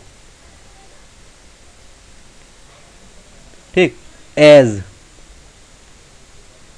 एज का मतलब क्या होता है, क्योंकि, ठीक है, या हम लोग कई जगह यूज करते हैं जैसा, ठीक, या एज इट वॉज बिफोर, पहले की तरह। क्लियर। अच्छा टिल, टिल का मतलब क्या होता है, तब तक। वेट हेयर, टिल, टिल का मतलब क्या होता है, तब तक, ठीक है। जैसे हम कहते हैं ना, wait here till I return, जब तक मैं नहीं हूं तब तक यहाँ पे वेट करो, ठीक। लेस्ट, बिकॉज, बिकॉज का मतलब क्या होता है, क्योंकि, ठीक। सो जो बेस्ट वर्ड यहाँ पे फिट होगा वो क्या है, lest. Look after your health lest you should repent later on, नहीं तो तुम्हें उसके लिए बाद में पे करना पड़ेगा, बिकॉज आप बीमार हो जाओगे and you will have to pay for it. One word is correctly spelled, find the correctly spelled word. Okay, हमें करेक्टली स्पेल्ड वर्ड निकालना है। 173 कैंपेन्स, कैंपेन्स की करेक्ट स्पेलिंग क्या होती है, CAMPAIGNS।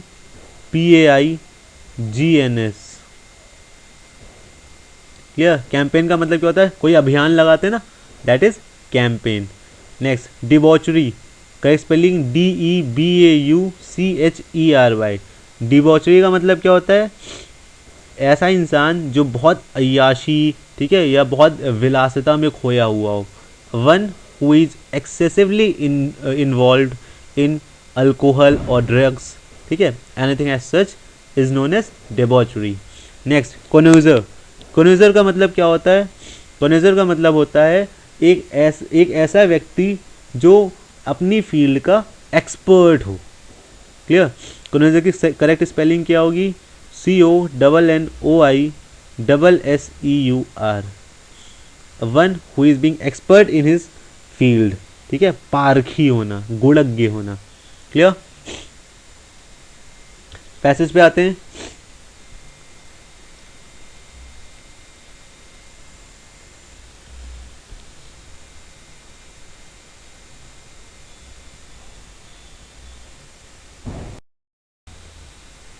Improvement, looking at the pictures of his old home made him nostalgic. देखो आपको पहले नॉस्टैल्जिक का मतलब पता होना चाहिए। नॉस्टैल्जिक का मतलब क्या होता है, कोई ऐसा इंसान, ठीक है, जो अपने पास्ट के दिनों को याद करके खुश भी है और थोड़ा सा सैड भी है, ठीक है। तो यहाँ पे क्या बात हुई थी, looking at the pictures of his old home made him nostalgic, उसने उसको खुश भी किया और थोड़ा सा सैड भी किया, ठीक। सो यहाँ पे नॉस्टैल्जिक वर्क में कोई भी करेक्शन की ज़रूरत नहीं है। So what will use no improvement. Clear. Next, although in other parts of the world 20% of the farm area is owned by women, in India women own less than 7%। देखो एक simple सी चीज़ यहाँ पे समझो, वो बोल रहा है जबकि, ऑल्दो का मतलब क्या होता है, जबकि या हालांकि या यू कैन से यद्यपि, ठीक है। अच्छा, इफ़ का मतलब क्या होता है, यदि ऐसा होता या अगर ऐसा होता, तो यहाँ पे इफ़ का यूसेज गलत है, ठीक। अच्छा, और जो हमें सेंटेंस में दिया है ऑल्दो, जबकि या यद्यपि, इसका भी यूसेज यहाँ पे गलत है, तो हमें ये पता है ये दोनों तो नहीं होंगे। पॉसिबल क्या है, वाइल और हाउएवर। हाउएवर का मतलब क्या होता है कि हम जैसे कहते हैं हाउएवर हमने ऐसा किया, ठीक है, तो हाउएवर का मतलब क्या होता है, फिर भी, या हम ये भी कहते हैं कि तब भी, ठीक है। सो करेक्ट यूसेज किसका होगा, वाइल। जबकि, वाइल का मतलब क्या होता है, जबकि। While in other parts of the world 20% of the farm area is owned by women. In India, women own less than 7%. Clear? Next, as the tenant was in deficit with his rent, we were forced to give him notice. क्योंकि tenant मतलब जो किराएदार था, he was deficit with his rent, तो देखो उसके पास मतलब उसके पास पैसे की कमी थी, ठीक है, ठीक। अच्छा, बहुत बच्चों को लग रहा होगा यहाँ पे डेफिसिट का यूसेज सही है ना। देखो, डेफिसिट का मतलब क्या होता है, सिर्फ पैसों की कमी, ठीक है। लेकिन यहाँ पे बात किसकी की जा रही है, we were forced to give him notice. यहाँ पे मतलब जिन लोगों ने नोटिस दिया है उनके संदर्भ में बात की जा रही है, ठीक है। तो यहाँ पे हम वर्ड डेफिसिट का यूज़ नहीं करेंगे, बल्कि हम वर्ड ऑब्लिगेशन का यूज़ करेंगे, कि क्योंकि as the tenant was in obligation with his rent, मतलब उसने एक डील साइन की थी, एक एग्रीमेंट साइन किया था, जिसके अकॉर्डिंग अगर वो इस डेट को पैसा नहीं देता है, ठीक है, तो नेक्स्ट डे हम उसको वहाँ से हटा भी सकते हैं, ठीक है, या we can take any legal action against him, ठीक। तो यहाँ पे डेफिसिट से ज़्यादा अप्रोप्रिएट वर्ड क्या है, ऑब्लिगेशन। क्लियर है, तो हम क्या यूज़ करेंगे, obligation. Next, through out history both ancient and modern men were forced of waging war। देखो यहाँ पे through out history both ancient and modern, ठीक है, यहाँ पे पास्ट और प्रेजेंट दोनों की बात कर रहा है, ठीक है। और जब बात दोनों की यूज़ हो रही है तो हम क्या यूज़ करेंगे, परफेक्ट टेंस का यूज़ करेंगे, ठीक। और बात जब दोनों इंसिडेंट की हो रही होती है, ठीक, और बात प्रेजेंट में यहाँ पे हो रही है, तो हम हैड का, सिर्फ हैड का यूज़ नहीं करेंगे, so will use have been. Clear है, throughout history both ancient and modern men have been fond of waging war। next, who can prevent you from getting married now that you are within age। within का मतलब क्या होता है, किसी चीज़ के अंदर होना, ठीक है। इन का मतलब भी होता है अंदर होना, ठीक। बचा हमारे पास क्या, ऑफ और ऑन। ऑन, अगर किसी चीज़ को हम, किसी चीज़ के लिए अगर हम ऑन का यूसेज करते हैं, तो ऑन का मतलब क्या होता है, वो उस पर्टिकुलर चीज़ से फिजिकली कॉन्टैक्ट में है, ठीक।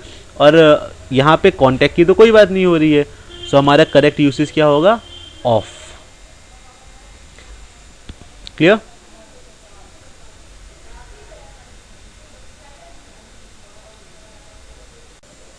One word substitution, irrational fear of open space, जिसको खुली जगह से डर लगता है, ठीक है, उसके लिए हम क्या यूज़ करते हैं, अगोराफोबिया, ठीक है।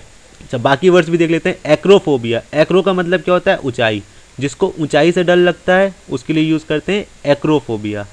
अकोस्टिकोफोबिया, अकोस्टिको का मतलब क्या होता है, नॉइस या साउंड, जिसको भी आवाज़ से या ध्वनि से डर लगता है उसके लिए हम यूज़ करते हैं अकोस्टिकोफोबिया, ठीक है।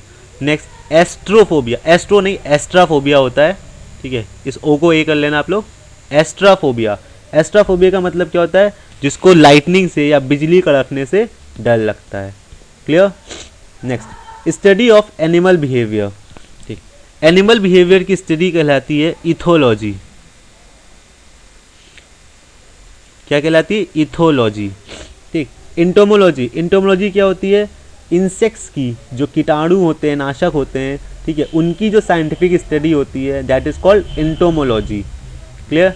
इकोलॉजी, इकोलॉजी क्या होता है, बायोलॉजी की वो ब्रांच, ठीक है, जिसमें हम एनवायरनमेंट के मतलब ऑर्गेनिजम्स जो होते हैं उनके एनवायरनमेंट का अध्ययन करते हैं, दैट इज इकोलॉजी।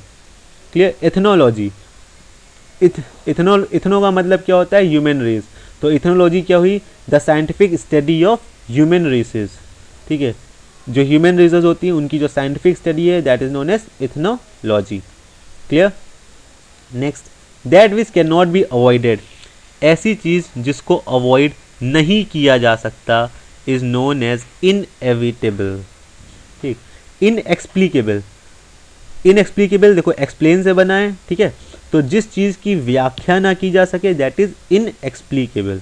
ठीक, इनक्रेडिबल, ठीक, कोई चीज़ अगर इनक्रेडिबल है मतलब वो ऐसी है जिस पे आप विश्वास नहीं कर सकते, अविश्वसनीय। ठीक, इनकॉरिजिबल, इनकॉरिजिबल का मतलब क्या होता है, ऐसी चीज़ जिसको करेक्ट नहीं किया जा सकता, जिसको सुधारा नहीं जा सकता। Next, an imaginary place where everything is perfect, ऐसी इमेजिनरी प्लेस जहाँ पे हर चीज़ परफेक्ट होती है is known as utopia. Clear. Brewery, brewery का मतलब क्या होता है, ऐसी जगह जहाँ पे बियर या अल्कोहलिक ड्रिंक्स बनाई जाती है that is known as brewery. ठीक, डिपोट, डिपोट का मतलब क्या होता है, यू कैन से एक ऐसी जगह जहाँ पे फूड, गुड्स या इक्विपमेंट्स को स्टोर किया जाता है, या ऐसा भी कह सकते हैं जहाँ पे बसेस खड़ी होती है ना वो भी डिपोट ही होता है, जहाँ पे उनकी हाउसिंग होती है, उनका मेंटेनेंस होता है और जहाँ से उनको डिस्पैच किया जाता है। लेयर, लेयर का मतलब क्या होता है, एक ऐसी जगह जहाँ पे वाइल्ड एनिमल्स रहते भी हैं और छुपते भी हैं। Clear. Rule by wealthy people, ठीक है, वेल्दी पीपल या अमीर लोगों द्वारा जो रूल होता है उसको क्या कहते हैं, जब अमीर पीपल रूल कर रहे होते हैं उसके लिए हम यूज़ करते हैं प्लूटोक्रेसी। ठीक, ओलिगार्ची, ओलिगार्ची का मतलब क्या होता है, rule in the hands of a few, कुछ लोगों के हाथ में जब शासन होता है then it is oligarchy. Theocracy, theocracy का मतलब क्या होता है, एक ऐसी गवर्नमेंट जिसमें जो प्रीस्ट होता है वो रूल करता है भगवान के नाम पे, ठीक है, that is known as theocracy. ठीक, ऑटोक्रेसी, ऑटोक्रेसी का मतलब क्या होता है, ऑटोक्रेसी का मतलब हुआ ऐसी गवर्नमेंट जिसमें एक पर्सन होता है जिसके पास एब्सोल्यूट पावर होती है, संपूर्ण पावर उसी के पास होती है, दैट इज ऑटोक्रेसी।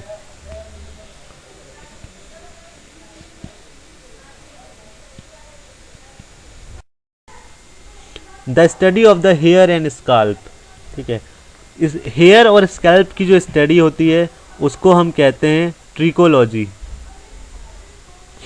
टैक्सोनॉमी क्या होता है, देखो टैक्सोनॉमी का मतलब होता है किसी भी चीज़ का जब क्लासिफिकेशन करते हैं, हम वर्गीकरण करते हैं, दैट इज टैक्सोनॉमी। ठीक, टोपोलॉजी, टोपो का मतलब होता है प्लेसेस, ठीक है, तो जहाँ भी हम स्थान विज्ञान की बात करते हैं कि जो किसी तरह के जो हमारे कॉन्स्टिट्यूएंट पार्ट्स हैं वो किस तरह आपस में इंटर रिलेटेड हैं या किस तरह अरेंज किए गए हैं, that is known as topology. ठीक, ट्रायोलॉजी, ट्रायोलॉजी का मतलब क्या होता है, कोई भी 3 बुक्स हो या नॉवेल्स हो या फिल्म्स हो, ठीक है, उनका जो आपस में जो मेल होता है, ठीक है, उनमें मेल किस चीज़ का होता है, उनके सब्जेक्ट या थीम का या उनके कैरेक्टर्स का, ठीक है, वो उनका बेसिस सेम होता है, ठीक है, तो उनका जो कलेक्शन होता है that is known as trilogy. Clear. Next, a person who is able to use both hands with equal skill, जो इंसान दोनों हाथों को बराबर यूज कर सकता है, बराबर फ्रीक्वेंसी से यूज कर सकता है, उसके लिए यूज होता है एम्बीडेक्स्ट्रस। एग्नोस्टिक, एग्नोस्टिक कौन होता है, one who doubts the existence of God, जिसको भगवान के होने पे संदेह होता है, he is known as agnostic. Ambivalent, ambivalent का मतलब क्या होता है, जिसके पास जो फीलिंग्स हैं, ठीक है, वो कॉन्ट्राडिक्टरी होती हैं। ठीक है, मान लो आप एक साथ 2 चीज़ें सोच रहे हो, ठीक है, कि मान लो कोई बच्चा तैयारी कर रहा है, ठीक है, मुझे एसएससी भी करना है, मुझे बैंक भी करना है, ठीक, तो क्या है आपकी फीलिंग्स कॉन्ट्राडिक्टरी है, ठीक है, तो ऐसी फीलिंग जो कॉन्ट्राडिक्टरी ना हो कि एक सिंगल आइडिया के बेस पे हो, ठीक है, ऐसी फीलिंग जो एक सिंगल आइडिया के बेस पे ना हो कि कॉन्ट्राडिक्टरी हो is known as ambivalent. Clear. Ambivert, ambivert क्या होता है, देखो एक ऐसा इंसान, ठीक है, जो एक्सट्रोवर्ट भी होता है और इंट्रोवर्ट भी होता है। अब एक्सट्रोवर्ट क्या होता है, एक्सट्रोवर्ट का मतलब देखो इसको एक्सप्लेन कर देते हैं और डिटेल में, ऐसा इंसान जो एक्सट्रोवर्ट भी हो, ठीक, और इंट्रोवर्ट भी हो, दोनों हो। ठीक, अच्छा, एक्सट्रोवर्ट मतलब क्या होता है, बहुत बात करने वाला, बातूनी, और इंट्रोवर्ट क्या होता है, कम बात करने वाला, कम बोलने वाला। ठीक। तो ऐसा इंसान जो कभी बहुत बोलता हो कभी कम बोलता हो, उसके अंदर ये दोनों क्वालिटी एक साथ पॉजेस होती हो, is known as ambivert. Clear. Next, a person who is slow to learn, वो व्यक्ति जो सीखने में बहुत टाइम लगाता है, उसके लिए हम क्या यूज करते हैं? We use dunce. Clear. Dirge, dirge क्या होती है? A dirge is a poem or a song which is played at the funeral of any person। ठीक है। डेटरेंट, डेटरेंट का मतलब क्या होता है? कोई ऐसी चीज़, ठीक है, जो एक्चुअली आपको डिस्करेज करती है किसी भी काम को करने के लिए, दैट इज डेटरेंट। डेक्स्टरस, डेक्स्टरस का मतलब क्या होता है? वो व्यक्ति जो चीज़ों को हैंडल करने में बहुत कुशल होता है, a person who is very skilful in at handling things is known as dexterous।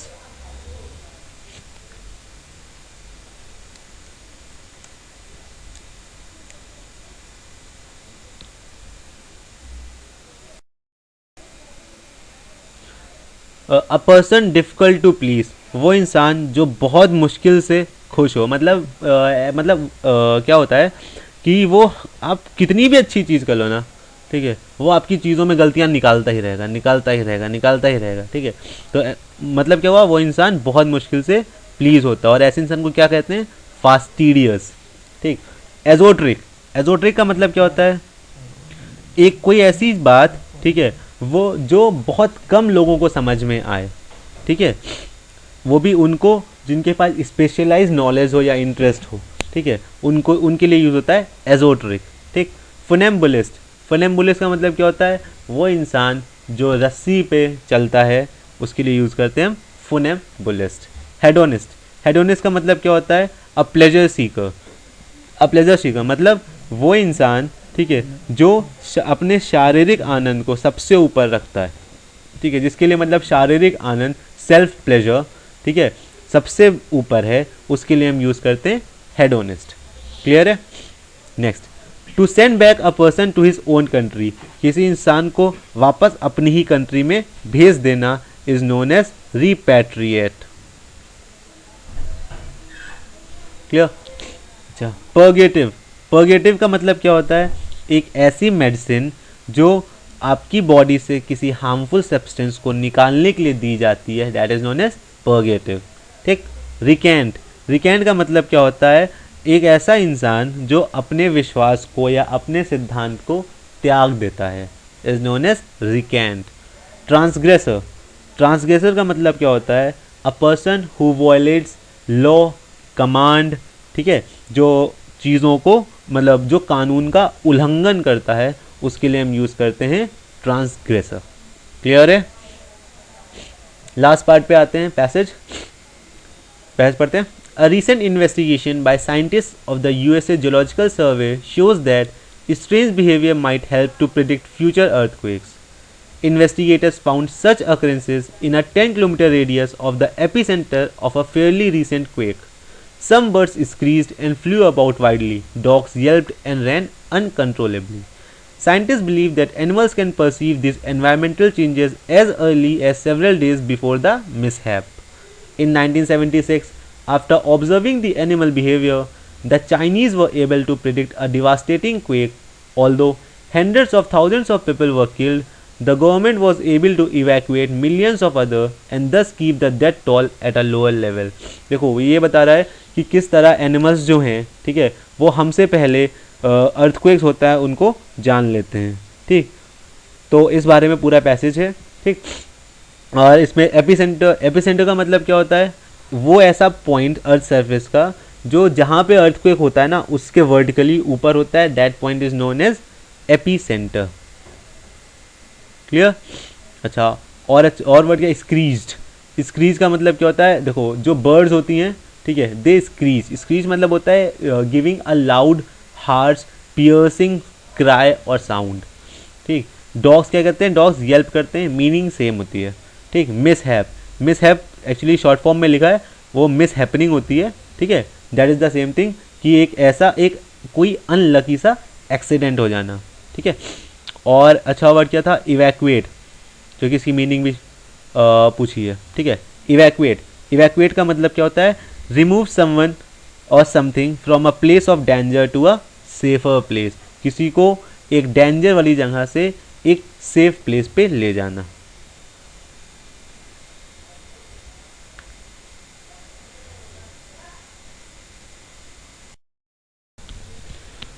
What prediction में be made by observing animal behaviour, animal behaviour को ऑब्जर्व करके क्या प्रिडिक्ट किया जाता है कि कोई अर्थक्वेक आने वाला है, इम्पेंडिंग अर्थक्वेक। इम्पेंडिंग का मतलब क्या होगा, एंड अपकमिंग, जो अभी तक आया नहीं है बट अभी आ सकता है। Clear. Which of the following is not true, some animals may be able to sense an approaching earthquake, ये बात तो सही है। By observing animal behaviour scientist perhaps can predict earthquakes, ऐसा किया था साइंटिस्ट ने। The Chinese fail to predict the earthquake, नहीं, Chinese were able to predict a devastating earthquake. Okay, so wrong sentence कौन सा है, the Chinese fail to predict the earthquake. ठीक, in this passage the word evacuate means, मैंने अभी discuss किया आपसे, evacuate का मतलब क्या होता है, रिमूव करना। ठीक है, किसी को एक पर्टिकुलर प्लेस से रिमूव करके दूसरी प्लेस पे ले जाना। If scientist can accurately predict earthquakes there will be, अगर वो एक्यूरेटली प्रिडिक्ट कर पाएंगे तो क्या होगा, डेथ रेट लोअर होगा, जैसे कि इस बार हुआ था कि millions people although hundreds of thousands of people were killed, the government was able to evacuate millions of people and thus keep the death toll at a lower level। ठीक है, तो अगर वो एक्यूरेटली प्रिडिक्ट कर पाएंगे तो death rate बहुत lower होगा। Clear. Last question, how can animals perceive these changes while human beings can not. देखो, animals are smarter than human beings, ऐसा तो हमें भी पता नहीं होता। ठीक है, क्यों, क्योंकि स्मार्टर होता तो they would have been better than us. ठीक है, ऐसा नहीं होता। Animals have certain instincts that human beings don't possess, ये हो सकता है। By running round the house they can feel the vibrations, ऐसा नहीं होता कि वो घर की तरफ दौड़ते दौड़ते उन्हें वाइब्रेशंस आ जाते हैं। Human beings don't know where to look, human beings को पता नहीं होता तो साइंटिस्ट इतने बड़ा एक्सपेरिमेंट कर भी नहीं पाते। ठीक है, तो ऐसा भी नहीं होता, तो क्या हो सकता है, सिर्फ बी ऑप्शन हो सकता है, animals have certain instincts that human beings don't possess. That's all, thank you.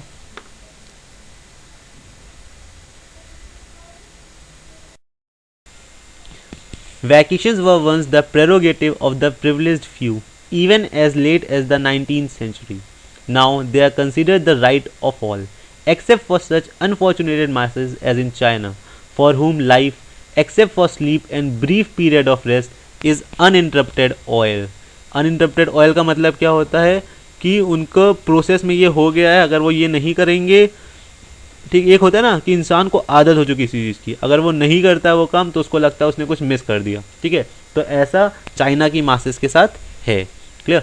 They are more necessary now than before because the average life is well rounded and has become increasingly departmentalised. The idea of vacations as we conceive it must be incomprehensible to primitive peoples.